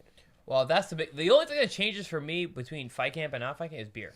I fucking love beer. I drink a lot of beer. I drink beer. I try to drink beer every day. I really do. People ask me, "Oh, you drink beer?" I'm like, "Yeah, I try to." I'm actually trying Every to day? limit it Beer? now. Well, so since I've been retired, I've been trying to run more. Okay. I set this goal for myself. I Beer want to run. helps with running. Hang on. though. I want to run from Long Island Maid to Montauk. That's cool. How 80. is that? What is it? 88 miles, right? 88 miles. My buddy Luke will do that with you. He's a doctor. Is that the guy who... Hang on. Did you do your birthday run? Yeah, that's the guy doing birthdays. I know. Yeah, always. You never hit me up. Dude, so my friend Luke, he runs. Ugh. He'll run 17-mile runs 3 days in a row. He'll do the 88 with you, 100%. I won't, but he will. That's how I retire. When I'm done fighting, I'll do things like that because I'm just worried. So that's where I'm at. Yeah, you're there. That's fine. But Luke, he'll do them with you. I'm setting... So I was... In my head, I was like planning on doing it like in the fall. But right now, the track that I'm like... I'm starting a job with PSEG. Yeah. Dude, you can still fucking do that. Hang man. on. 1,000%. But I think I'm just going to push it back 1 year. And just start... So I've been running Yeah. way more lately. That's great. That's awesome. And Yo, you want to hear something crazy? Like I'll go with Stan. I'll be hungover and like, let's go for a run. Hang on, I'm foggy. Let's go for a 4-miler. Let's try and clear it out. I like it. I'm a runner. I don't necessarily feel better after it, but I feel accomplished. I'm a runner. I always feel better when I run. My body mechanics are really good for running. So like when I wake up and I'm like fucked up and I go for a run, I feel better. I have like hip pain, whatever. I go for a run, I feel better. Very different than most people. That's just my mechanics, and you have to understand your body for that. No, listen to this. I pulled my hamstring so bad the week before my fight. Really? So This fucking last bad. one? Yes. Yeah. Shut your mouth. 10 days before the fight, running sprints, last sprints.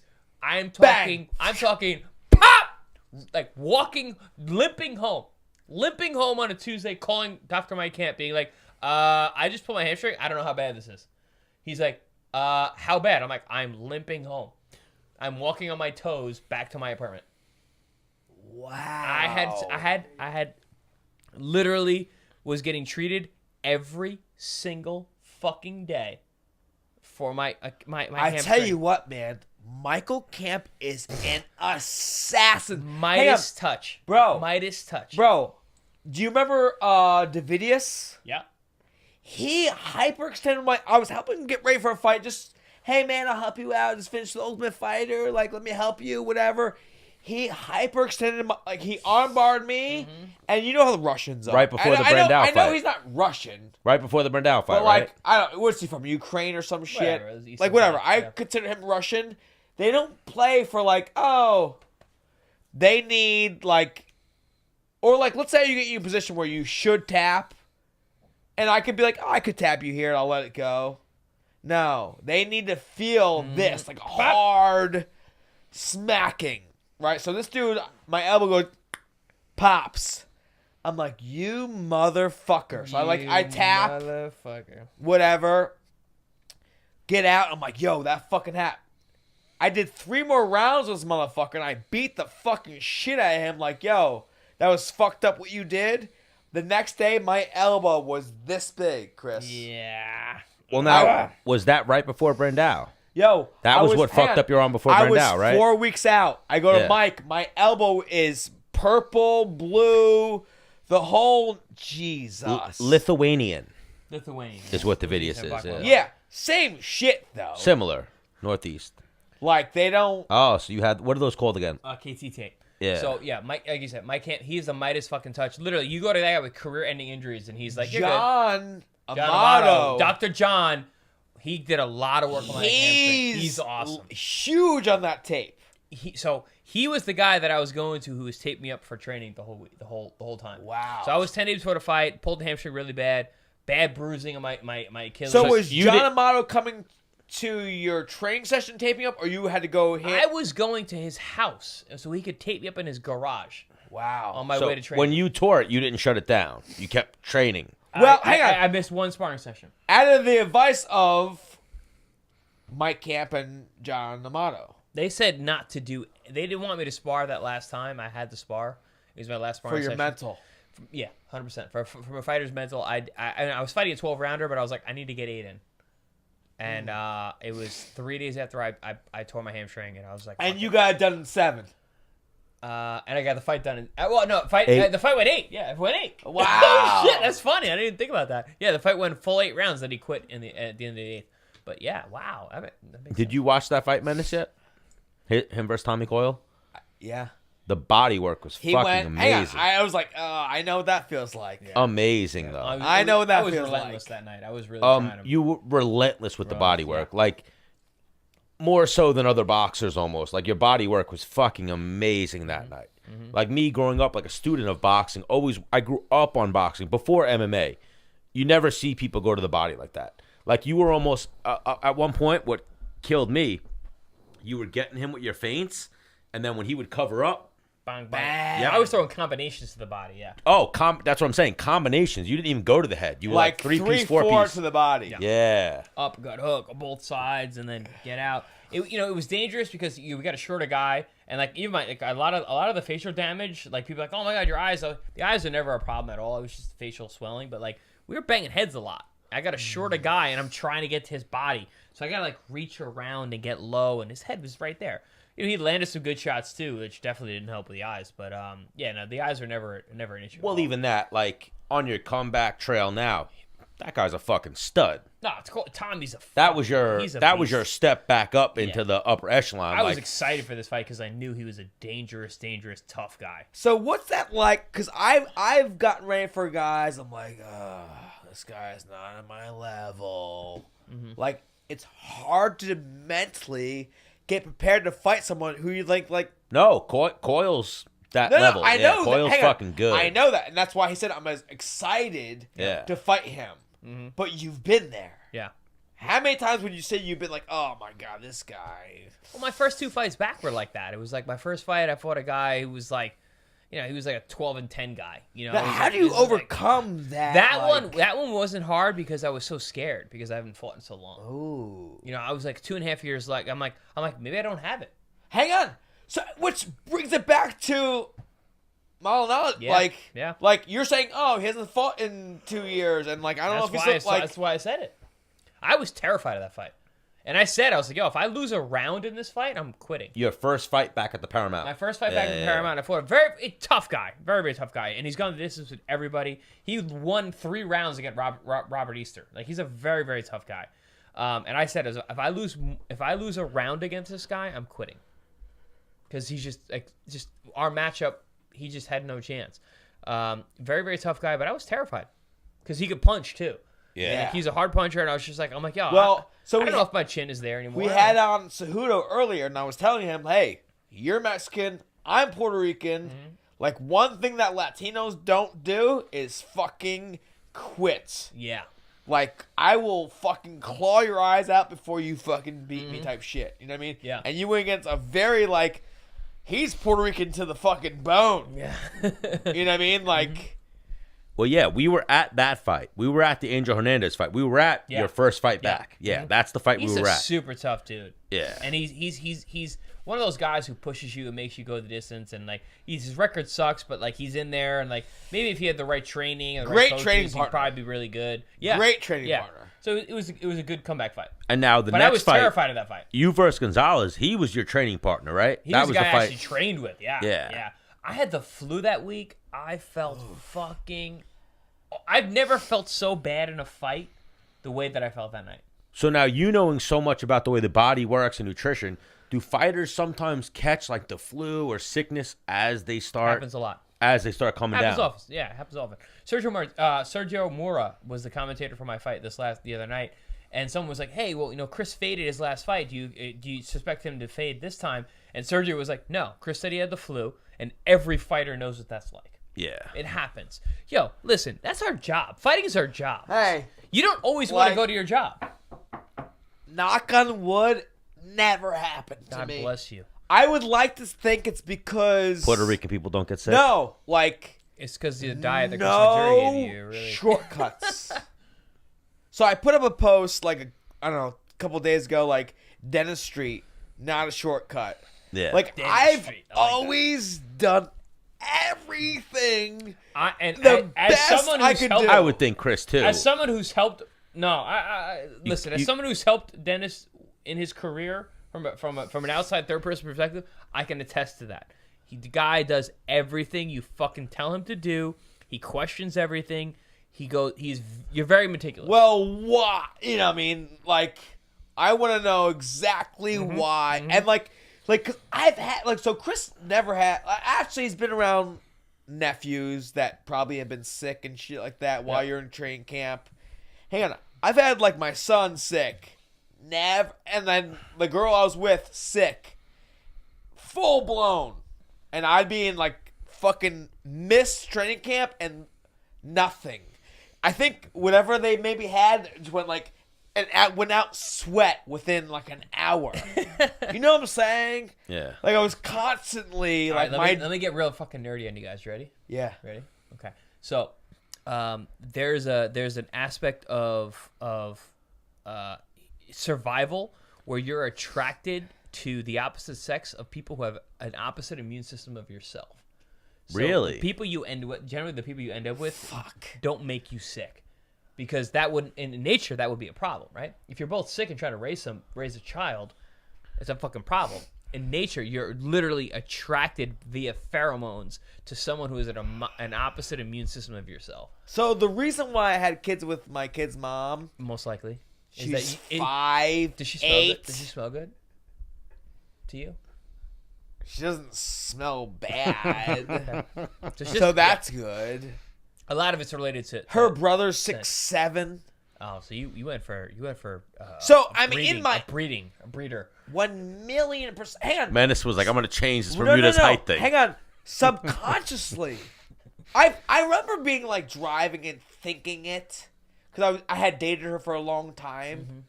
Like, if we ever had kids, it wouldn't be the worst thing because she's tall. Because she's tall. How tall are you? I'm 5'7". Seven.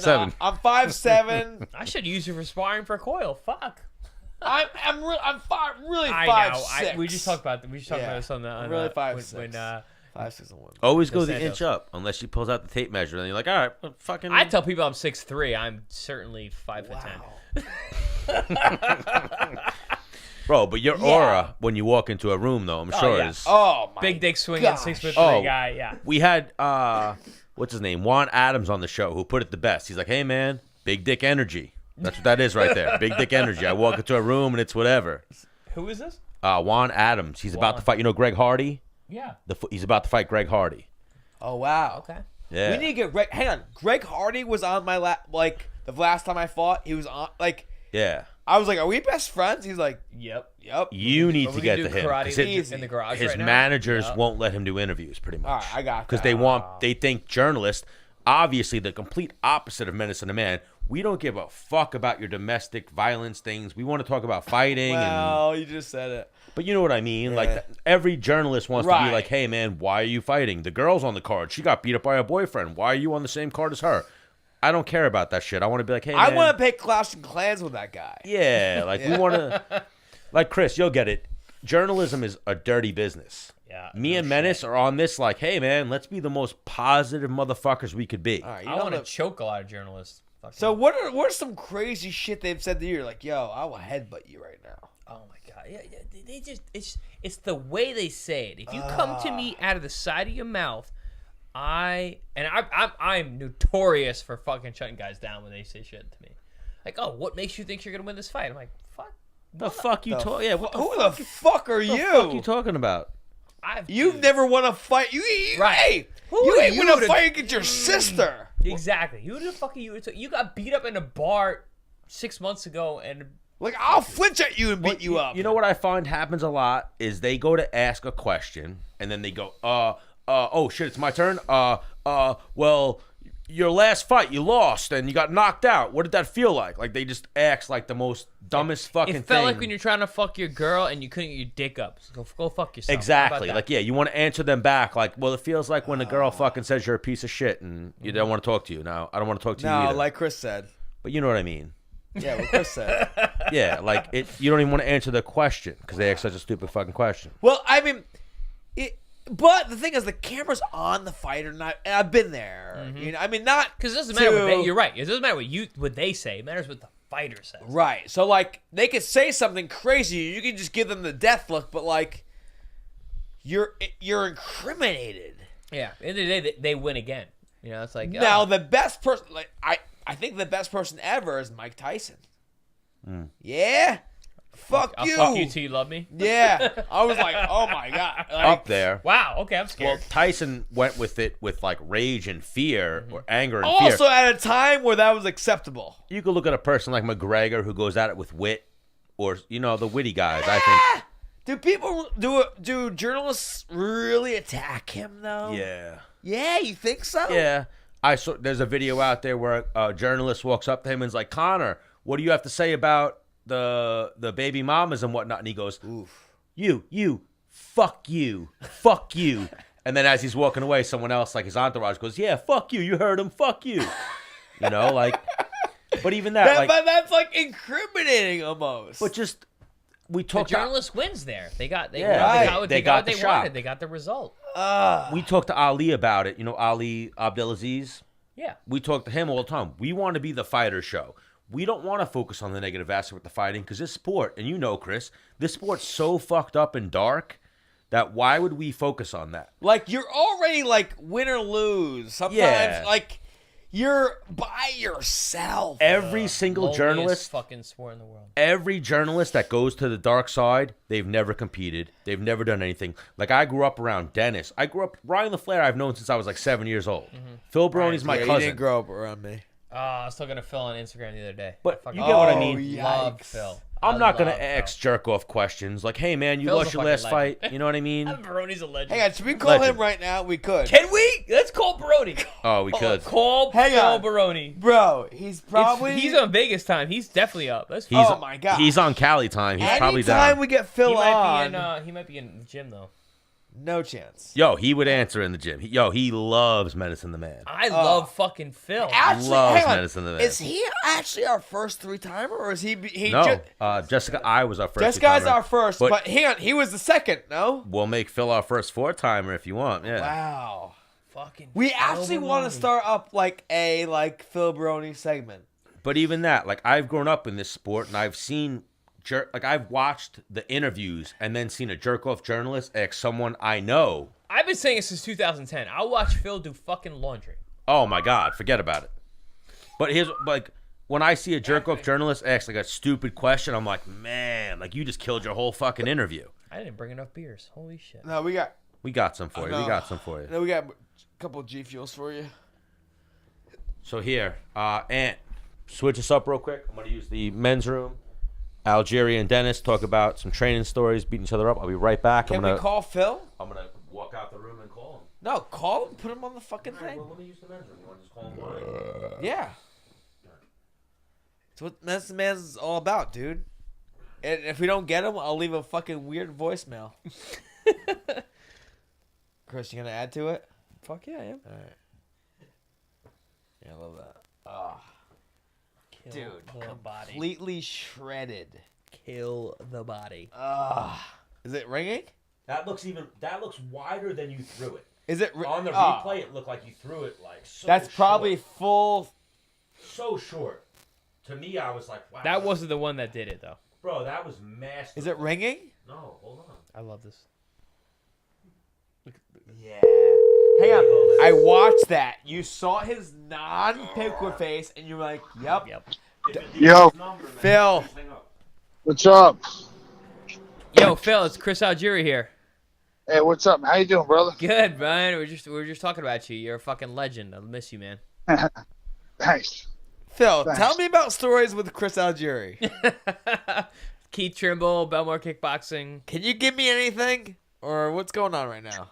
No, man, I gotta plead the fifth on those. You know, Keith, you don't like to tell no fucking stories. We're gonna have Keith on the show soon. You know that, right? No, I don't know that. Yeah, good luck. Good luck getting Keith on here. I told Stan that it's gonna be tough. That but you're gonna get him? no, it's gonna be tough getting him. That's He's gonna like, be really no, tough. I think he'll do it. I don't know. I think that's a tough one. That's a stretch. I would have to go to his house. No. Yeah. He's definitely not coming here. No way. Yeah, no chance. I think if we do it at my house, we do the barbecue, he'll be there. Ooh, That's here how we get go. him. Yo, Phil, what's going on, man? What are you up to? Man, I'm about to roll some jits. I'm at the Diaz Academy. I'm looking for a shirt in my car. Hang on, are you fighting bare knuckle boxing? I don't know what I'm doing. We'll see. Doing something soon. Love it. Yo, Phil, whatever you're doing, bro, I'm watching. I'm Thanks, watching. man. I will watch. Every I will watch time. you do fucking laundry. I have been a fan of you since fucking early 2000s, man. You're the man. New York badass. New York fucking badass. Oh, but that's got to feel good, Phil. We're sitting here, and boxing world champion Chris Algieri was like, yo, let's call Phil. Let's call Phil. Well, I didn't say that. I said Phil is a fucking man. Is an absolute legend. Then I and said, then you're like, let's call him. Then And I was like, said, let's call mean, Phil. Dennis the Menace said, let's call Phil. Thanks. Happy you picked up, man. Love that you picked up, Phil. I'm about to go try and choke some dudes. Where you training at? Nate Diaz's school? Yeah, I'm here right now. I'm about to go in there. Is Matt with you? No, I'm solo. Oh, I was gonna say yoke Matt out for me. Yo, Yeah. Phil, I know you didn't have a story, but I got a story for you. So All right, bro. I moved to Las Vegas back in 2010, and I was with Tim Lane, and we had a house, but we had we had nothing. We had fucking nothing, and you gave us an orange couch. Oh yeah. Remember that couch? That fucking Yeah. crazy I remember. shaped, like super bright orange couch. You didn't like it? No, Phil, I loved it. I slept on that motherfucker. I slept on that fucking thing. Watched TV. Forget it. I spent a lot of nights on that couch. Phil, how many girls do you nail on that couch? Exactly. Phil, he told me that. He was like, he gave me I fucked a lot of girls on this couch. What number would you say? I don't know. At not least sure 10. about- At least 10, right? The couch was walking out of my house on its own. That couch is fucking Yo, guys, you don't understand what this couch looked like. It was fucking bright orange. It was the weirdest. It was such a weird shape. It was- Yeah. couch had legs. Phil, you're amazing. Fucking awesome. Fucking love you. When are you coming back to New York? That's what we really need to know.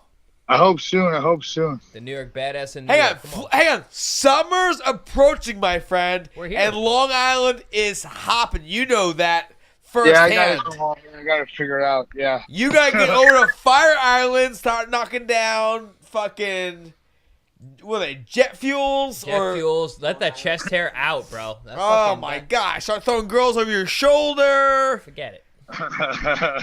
Oh, look at him. Oh my you God. You got semi just thinking about it. He remembers. Volleyball. Volleyball? Yo, hang on. What if we started our own Madison the Man team and you were on it? It's team? like me, you, Algieri, Anthony Piccinini, like, you know? I'm with it. Yeah. I'm in. Oh, Sounds man. good. Are you Volleyball. good at volleyball though? That's the question. Doesn't matter. Yeah, it doesn't matter really. Yeah, it doesn't even matter. Intimidate the other Good team. enough. You see that guy's fucking Good enough. pecs? It doesn't fucking matter. Hang on. You actually have one of the greatest chests I've ever seen. It's insane. Thank you. It's insane. How much do you bench? 405. 405. 405? Is that real? Yeah. No, is it? 2. Oh, for sure. For 2? Holy bro. shit. How much were you benching when you tore your pec Strong. back in the day? Like 450, right? Oh yeah, 465. Yeah. And he blew his pec out. Phil, next time you bench 405, can you tag me in the Instagram photo, Yeah, please? I'll film it. Love it. Love it. Thank you. And I'll repost the shit. I don't give a shit. All right. Thank you. Fucking, dude, I'm impressed. You are lifelong jacked. That's the goal. Like, you are the goal for a lot of Because, people. Phil, how old Lifelong are you? though? jacked. Seriously. Forget. You forget. It doesn't matter. Yeah, same. Doesn't I fucking think he's matter. like 42 steroid- going on 31. You're not 42. Steroids ain't that bad for you. Yo, Phil, as soon as I'm done fighting, as soon as I'm done competing, I'm coming to you, and I want the prescription. I want to know how to do this the right way, because I want to be jacked my whole fucking life. Now, when you're shaving your body, you just what do you do it on, like a 1? I don't shave it. I Oh, don't shit, shave. you kidding me? Girls like the hairy chest. Stop. No, Ex-Phil. wait, hang on, hang on. Ex-Phil. Hey, he When your def- chest, when your chest is this good, you can rock it hairy, brother. I understand that, but it's not. You're not bicking it. It's not like you're hitting it with a razor, but you're definitely trimming it. No, No, it's straight normal. you're lying. Oh, Fuck out of here. You're definitely hitting it with a 2 razor. Nope. no way. No Nah, way. bro, he's No grizzly. way. He's grizzly with pecs. Yeah, What Gotta rub ethnicity? your- What gotta rub your- ethnicity are you? Italian, brother. Italian. I don't. Maybe it's us Puerto Ricans get fucking. The hairs get off your body too much. Fucking Baroni. Fucking strong Ah. legend. Cause I Yeah. tell you what, I'm going to Miami. I want to I don't want to be super hairy, but I want to be like pretty toned. I try to like hit myself with a 1. Do it. Hang on, I didn't get the Baroni effect though. I think I looked pretty good. I'm different than you guys. I go full bear. I shave it up. Yeah, but like you're complete. But I'm thin. I'm lean. I'm going to roll, brothers. I'll talk to you guys next time. All right, we're gonna miss you. All right, Phil. Let's plan a trip to New York. Yes, sir. I can't wait. You're gonna come Let's in go. studio. And There's gonna be girls here the whole 9. Strippers. Yes, Strippers. That one. All right, we'll talk to you soon. Oh, they hung up on us. We can shut it down though, right? Yeah, we'll do it a minute or two. We'll get another minute with Algieri once he gets back from the men's room. Talk about how great he is. Talk about the abs, the championship win, and then we'll wrap it up. Yeah, for sure. What didn't we do? I mean, we kind of previewed 238, right? Maybe. Who do you have? I'm going with Cejudo. Henry I honestly, if it was on like paper and I didn't know the two guys and I watched their fights or I didn't like pay attention to their personal life and whatnot, I would choose Marlon Moraes and I'd say he's gonna fuck him up on the feet. Knowing Henry Cejudo and that he's a fucking real life Rocky Balboa, like I was saying, that's why I called that out because that's how I turned on to Henry Cejudo. Was he? Yeah. He was back against the wall the whole time to win the Olympics. Yeah. So. And then when it got to the finals, he went, "Nope, I'm here now. Now I'll show you guys how good I am." Yeah. So I mean, I can contest to that for sure. You know, in terms of you're Rocky Balboa. Hang on. The last like 2 or 3 guys that Marlon Moraes knocked out, both can strike, both can grapple pretty well, and take a dude down pretty well. I think it's the last 3 guys. It might be the last 3 guys. Yeah. That's what I said. I said 2 or 3. Yeah. Who do you? But I don't think those last 2 or 3 guys can take a guy down as well as Henry Cejudo. Well, also like we talked about it, I think Aljamain is fucking really good. Yeah, hang on. I think both those guys, had they not get caught when they got caught, Exactly.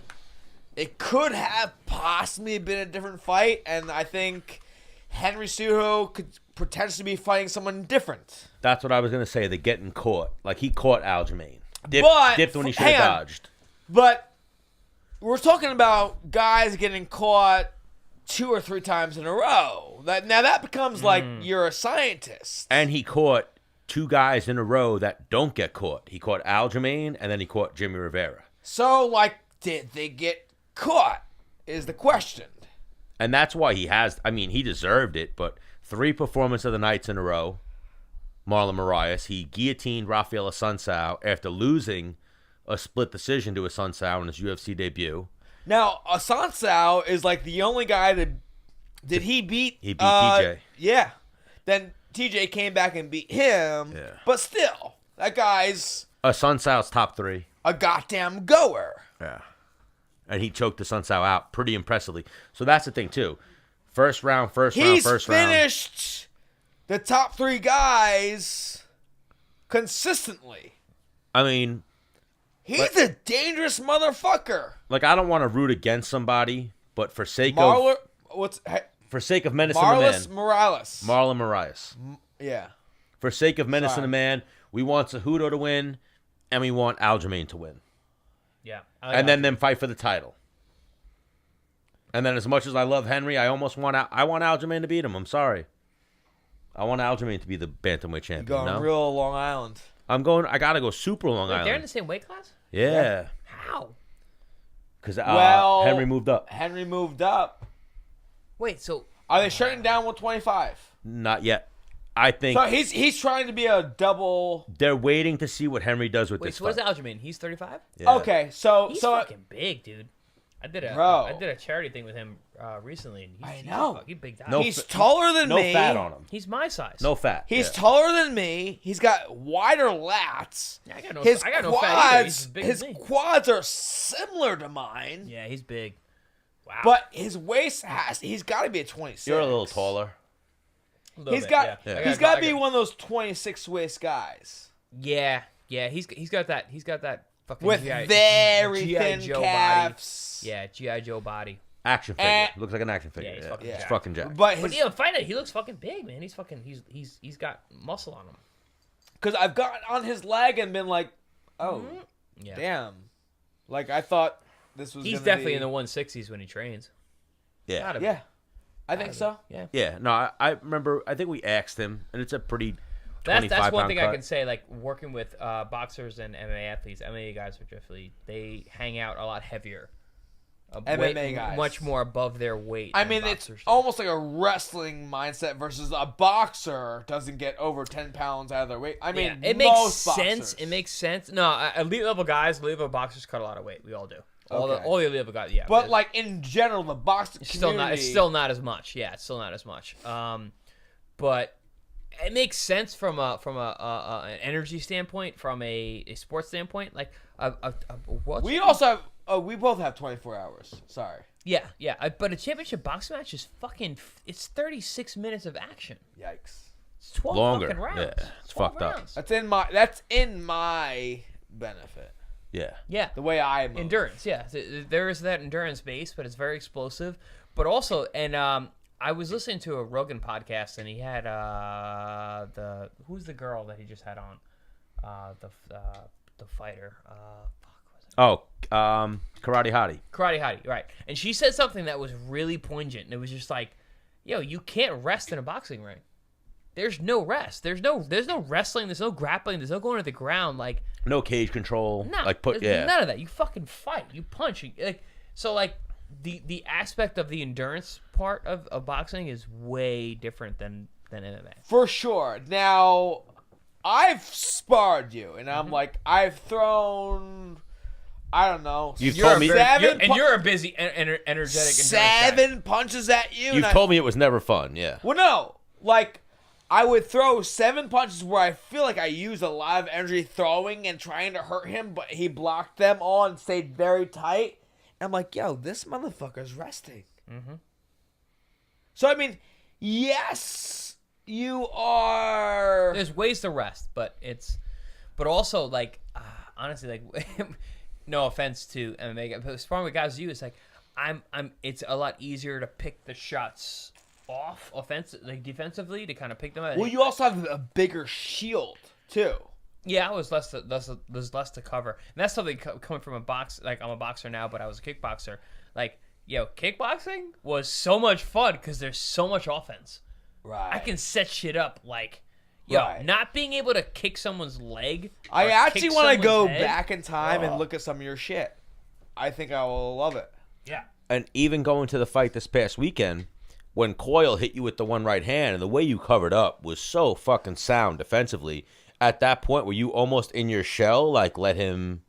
I was Tire super himself out a aware little of bit? what was going on. I wasn't hurt as You were if firing back. Yeah. So the a lot of the UK media, Bias. they made a big deal about that. But if you go back and watch it, it really wasn't that much. It was 2 punches. Oh, right and hand, I left wasn't hook. that hurt. Yeah. But the whole time that you watch me, like I'm sitting there and I'm picking up. I talked to Coyle the next day, and he was like, honestly, dude, he was like, me hitting you and catching you, I came out of that more worse off than you were because you stayed so calm. Yeah, that's what I was saying. I was That's seeing that everything else poker fine. face, I'm man. good. Like I knew That can crush a man. yeah. I also knew that his power wasn't that much where it was just like, I need to... Like some guys, you know how some guys are. Yeah. They hit you anywhere in a fucking hurt. They hit you on You're your like, shoulder yikes. and you're like, wow. Like you spoke about the Siberian fucking oh Rocky. my God. Dude, he hit so fucking hard. Where you're like, yikes. Everything he touched me with hurt. So like I was just like, let me not let him touch me. But like, but with Coyle, it was like, you know, he hit hard. He's strong. Everybody hits hard.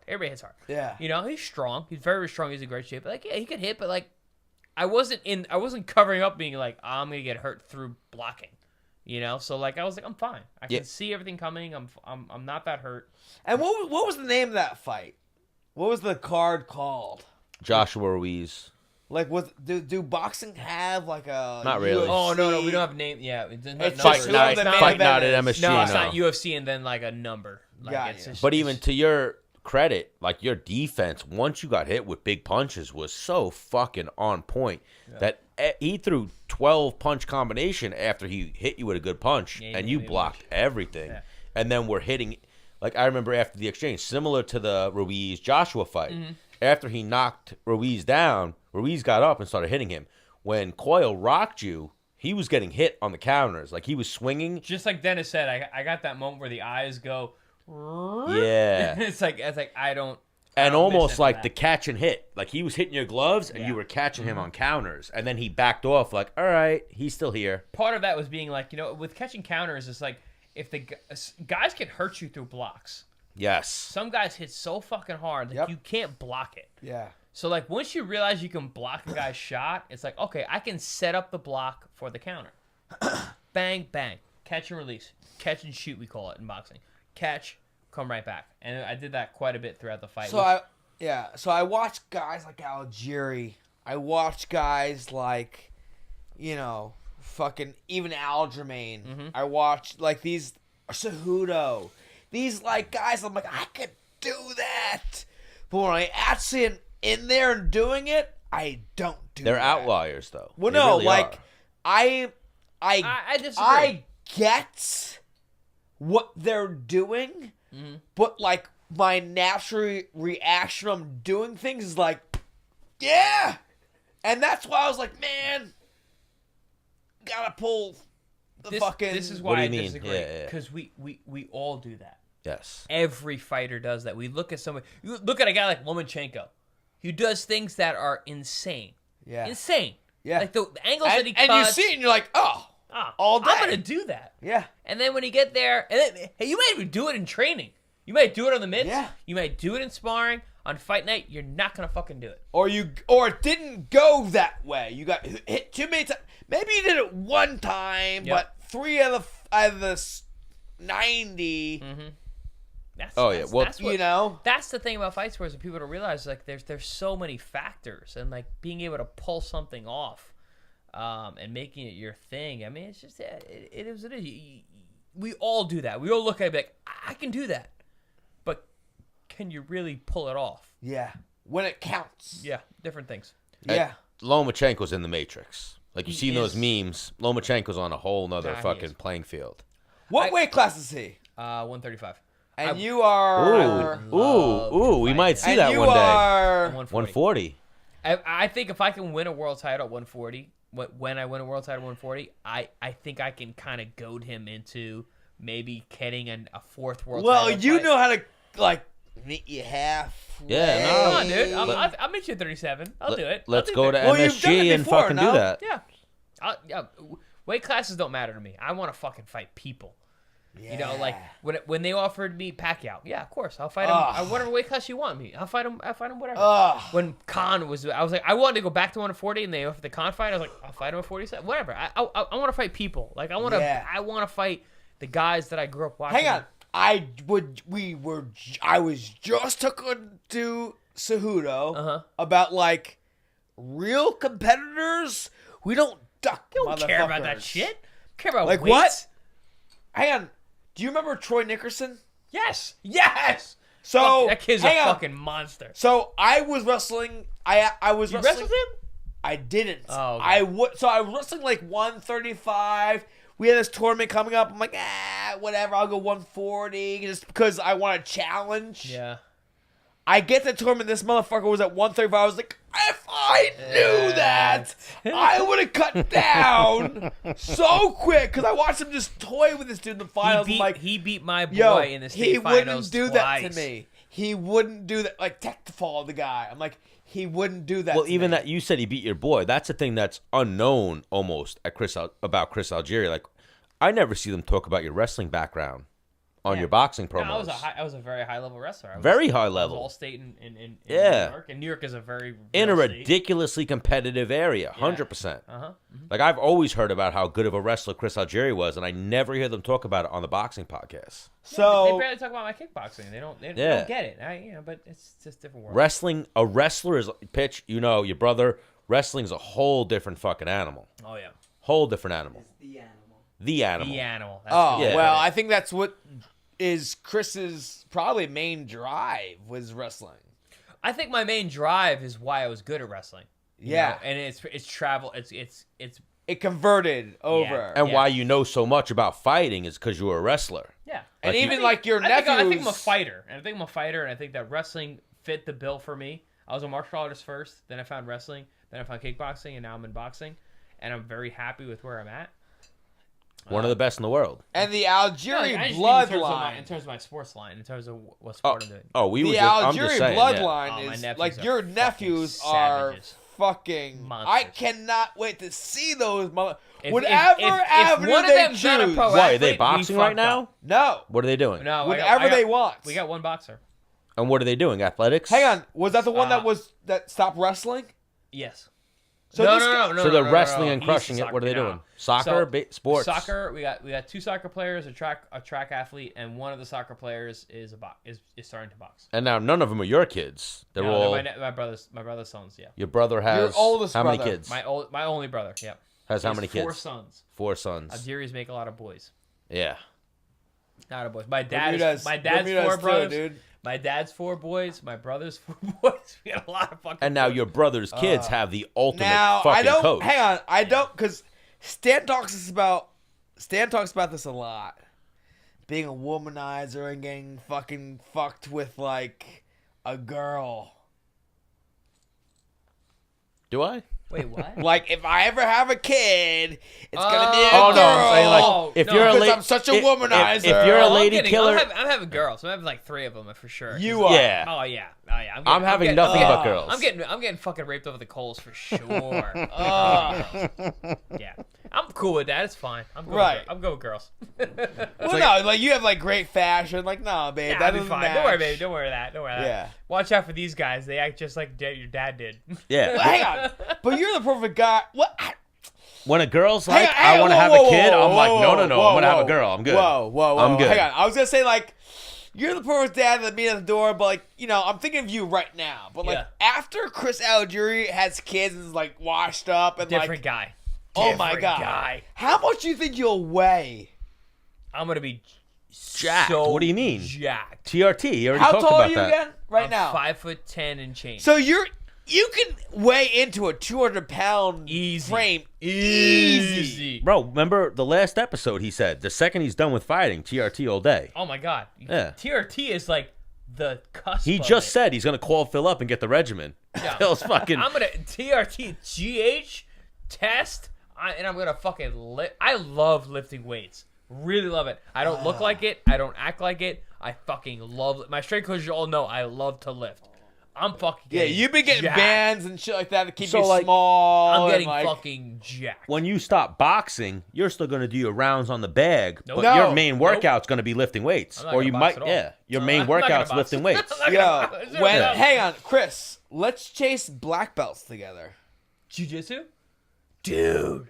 I Would wanna you? compete. I You wanna want com- to? I want to compete. We got the show for you. Dude, I Wow. was a high-level wrestler. Like, I want to compete. The only reason I don't do it is I don't want to get hurt. Well, yo, Chris, me and Menace are actually looking to get into some promoting soon. So let's put on Chris Algieri's debut into MMA Jiu-Jitsu grappling. Yeah, well, I'm fucking lifting weights. I'm doing fucking- Rise at the end of the month. Are you? Yeah, Making a Actually, comeback. I saw that on Yeah. social media. That's awesome. Fuck yeah. like fuck it. Hang on, I've done one training session since then. I've been running a lot, lifting. Fuck it. Wait, he might be listening. He's been training every day. He's been Hang training on. every day. Doesn't matter. Hang on, right? Look, I trained one time so far. Time. I drink If every I episode. grab your neck, it's bad. I want to do when I'm done when I'm retired. I Love want to do fun. I want to do sports where I can drink Yeah. and do drugs and compete. That's all. That's So all hang I on. want. So I was in Vegas. I hopped on the scale. I was 171.8. I'm competing at 165. Oh, God bless. Felt great. Yeah. God You bless. probably felt great when you saw You're that at number. 171? Yeah. Nice. Dude, you know I weighed 139 for my fucking fight? How crazy is that? And it was a 1. 40 fight. Yeah, but I weighed 139. I don't remember ever seeing that on the scale. And, Well- and it wasn't like you're trying to cut weight, right? I mean, you were eating to cut weight, but like But yeah, no, I mean, you weren't like sucking water out of yourself and shit like that. Oh, a little bit. Well, like I love it. I've heard Menace say this, and I've heard Bisping say it on his podcast. Once they retired from fighting, they almost trained without the pressure. So, like, you enjoy training now, no? A little bit. It depends on the athlete. Hang on. He's lean for. I haven't. no. I haven't. You don't train, but you run for a fuck. Yeah. You're training for an 88 mile. you're- Well, no, hang on. 88 I'm mile looking to run. be aesthetically pleasing. So you're working out, not training. Single menace. Oh, you're single now, right? It's a dangerous guy. Yeah, dangerous man. Dangerous man. Not going He out with looks you, bro. good. Not Dangerous going out man. He looks good. He's got to look good. with you. Danger. Like in the face, can't be fat. That's why me, you, and Baroni need to get together. Yeah. Yeah. Some Long Island damage. Go to the Hamptons.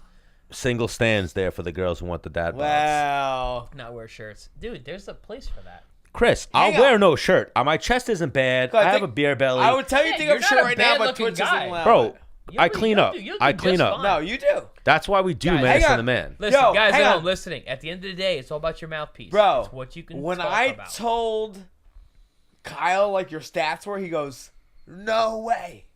And I said, "Yeah." He went, "What?" He's like, "What am I even doing?" Like, Cerminara was his mind blew when I told him your stats. What are these stats? What? The Mariano of the Marriott. I'm a closer. Can I say your stats? Go ahead. What are my stats? I don't know. A random, at least, at minimal, every 2 weeks. At minimal. Not surprised. New girl. Not surprised. That's it. It's mouthpiece. That's it. Hang on. That's a great stat Yep. for a single guy. And then every few weeks, I build up a roster, and then I fight with all of them, and then I go Menace. Yeah, she's out. She's out. She's out. What's the worst that can happen? They Hang fucking on. leave. I'll Because find new ones. every other Wow. week he'll pick up a new one. Yeah. And like, he doesn't talk to these girls every day. You know? Hey, you guys listen at home. If you don't have abs, you gotta have a fucking mouth game. And that's how I get girls. I have a mouth game. I used to have abs. I have swag. He from shows when them pictures from when Yeah, he No, had no, no. abs. guy. Like, no you- pictures. yeah. I have swag from when I used to have abs. So I almost go like, oh wait, I'm still. Oh no, wait, I'm fat now. Oh, I'm fat now. And they go, all right, well, I'm still down. I work with You get leftover I work swag. with Dennis Yep. Ramirez. He's a UFC fighter. We had Chris Algieri on my show. He's a perfect, you know. And then I show Phil Baroni pictures from the neck down, and go, that used to be me. That used to be me. Chest hair. A lot of chest hair. All right, let's shut this thing down, right? Yeah. Start that Well, down. I gotta eat dinner. thank you, Chris Algieri. What's the belt you got right now? WBO Super Lightweight International title. The WBO Super International Lightweight Champion. Yep. I'm sure he's going to hold the WBO IBF titles coming up soon. Those 1947s aren't bad, right? They're not bad at all. It's an Indian beer. But Indian, like from India? India, Yep. yeah. Our Dot- boy, Dots, not feathers? yeah, Dots Not Feathers. Yep. Our boy Frank the Tank from Home Interiors by Anthony Jermita might be jumping on with 1947 as a sponsor, but we'll see what happens with that. Beer but- is sponsoring athletes? Yeah. They sponsored me and the Menace when we went to Florida. They sent us 150 beers in FedEx boxes. I would love to have a beer sponsor. Oh my God, it You was did amazing. one time. No. Kind of. Ooh. Corona? Oh, yeah, true. They But only didn't send gave you me money. They sent me money, which is Yeah. very cool, too. Yeah. Oh, you wanted beer instead of the money? Hey, beer sponsors, send me beer. Hey, Chris Algieri is open for beer. Just like beer. I don't need money. Hang on. He'll Well- post his dishes with whatever your beer is next to it. So beer sponsors, we'll trade off. Send me and Menace the money. Send Chris Algieri the beer. Yeah. I spent a lot of money on beer. I need beer. Yeah, let's Wow. figure this one out. But Chris Algieri, always a pleasure to have you. Oh, love him. Is this his third time? So it's a race right now between. Oh no, Phil might have got you. Yeah, Phil's Phil our got first 4. four-timer. But Chris Algieri would be the special Well, four-timer. Chris is the first 2-timer in studio. And Okay, even okay. and even Chris made Phil Baroni's 4th appearance happen. Boom. Right. So he's got a lot of credit going on right now. I got the Menace cred. And you're in an elite club. You got Jessica I, Phil Baroni, and Chris Algieri. And the next one who might join that 3-timer club is Ben Askren, who's been a 2-timer on the That's show. a big one, too. So yeah, we're trying to get Gregor Gillespie to become a regular on the show, but you know how Gregor is. He's a strange bird. Strange cat. Yeah, he We're gonna put a pool over here in the corner and put some fish in the pool. I bet you if you tell him that I'm on the show, he'll come. Ooh, We'll honey dick him and just be like, yo, Algieri's in studio, and then you won't even be here though. Yeah, no, I won't. Yeah. I just won't do it. I won't come. We'll have you call in. We'll have you call in Yeah.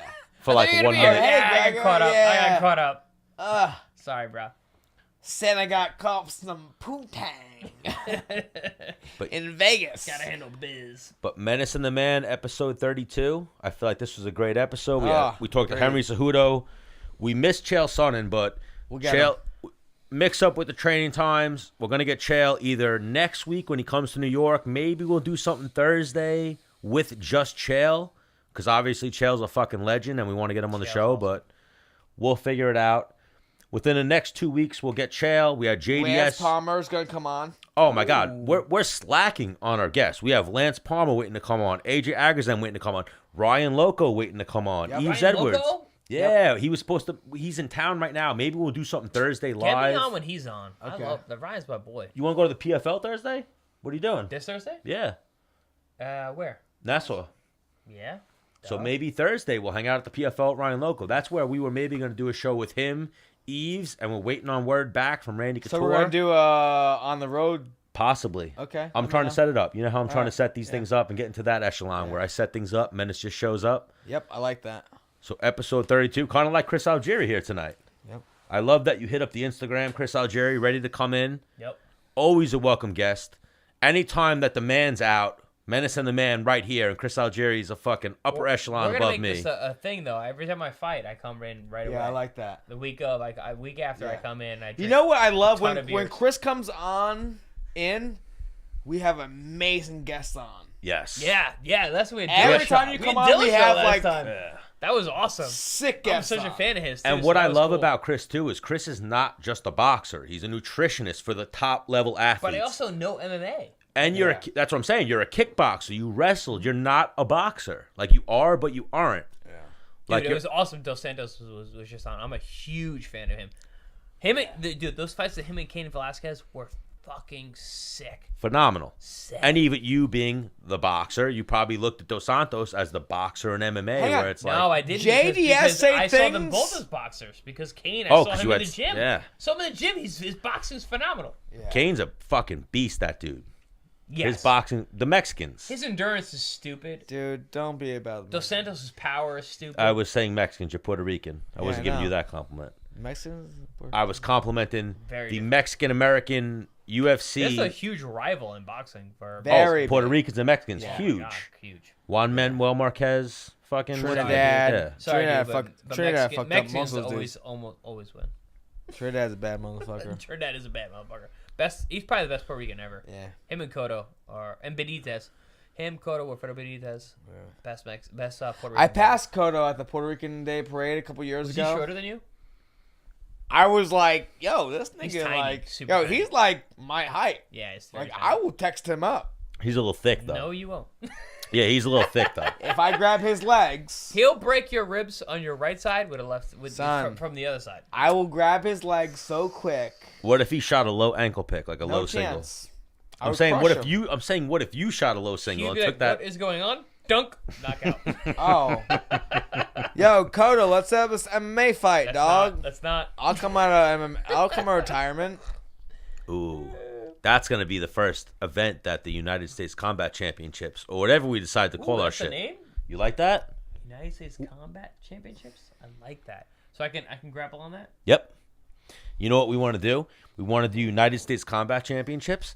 Have that be the umbrella, and then we'll be like, you know what? We're putting on a wrestling show, and have it be whatever the Pro fuck. wrestling or Jesse like- Jansen, Chris Algieri type of Fucking wrestling. Jansen? Yeah. What? We just said to He was a hero Cejudo. for us in high school. Yeah. Oh, for sure. He He was on the show, what, Bro. 2 weeks ago? No shit. Yeah. bro. I gotta listen to that one. Believe it or not, our biggest fan might be Jesse Jansen Yeah. or Matt Grice. Yeah. Oh, Just Shit is fucking awesome. They like everything I post, everything that we put Oh, up. dude, we used to. Yanni just hit me up. He wants to come on after Final X. Ooh, let's do it. Excellent. Let's do it. Oh yeah, you know his brother is Nick Piccinini, the one who works with Gregor. Oh shit. Yeah. Okay. Yeah, so All right, so let's shut this down. I got to All take right, a let's real go. bad piss. I gotta. Menace and the Man, episode 32. Chris Algieri, congratulations on the victory again. We'll get him back in studio next time, and that's it. Menace. Well, see you later. Well, I like the whelp.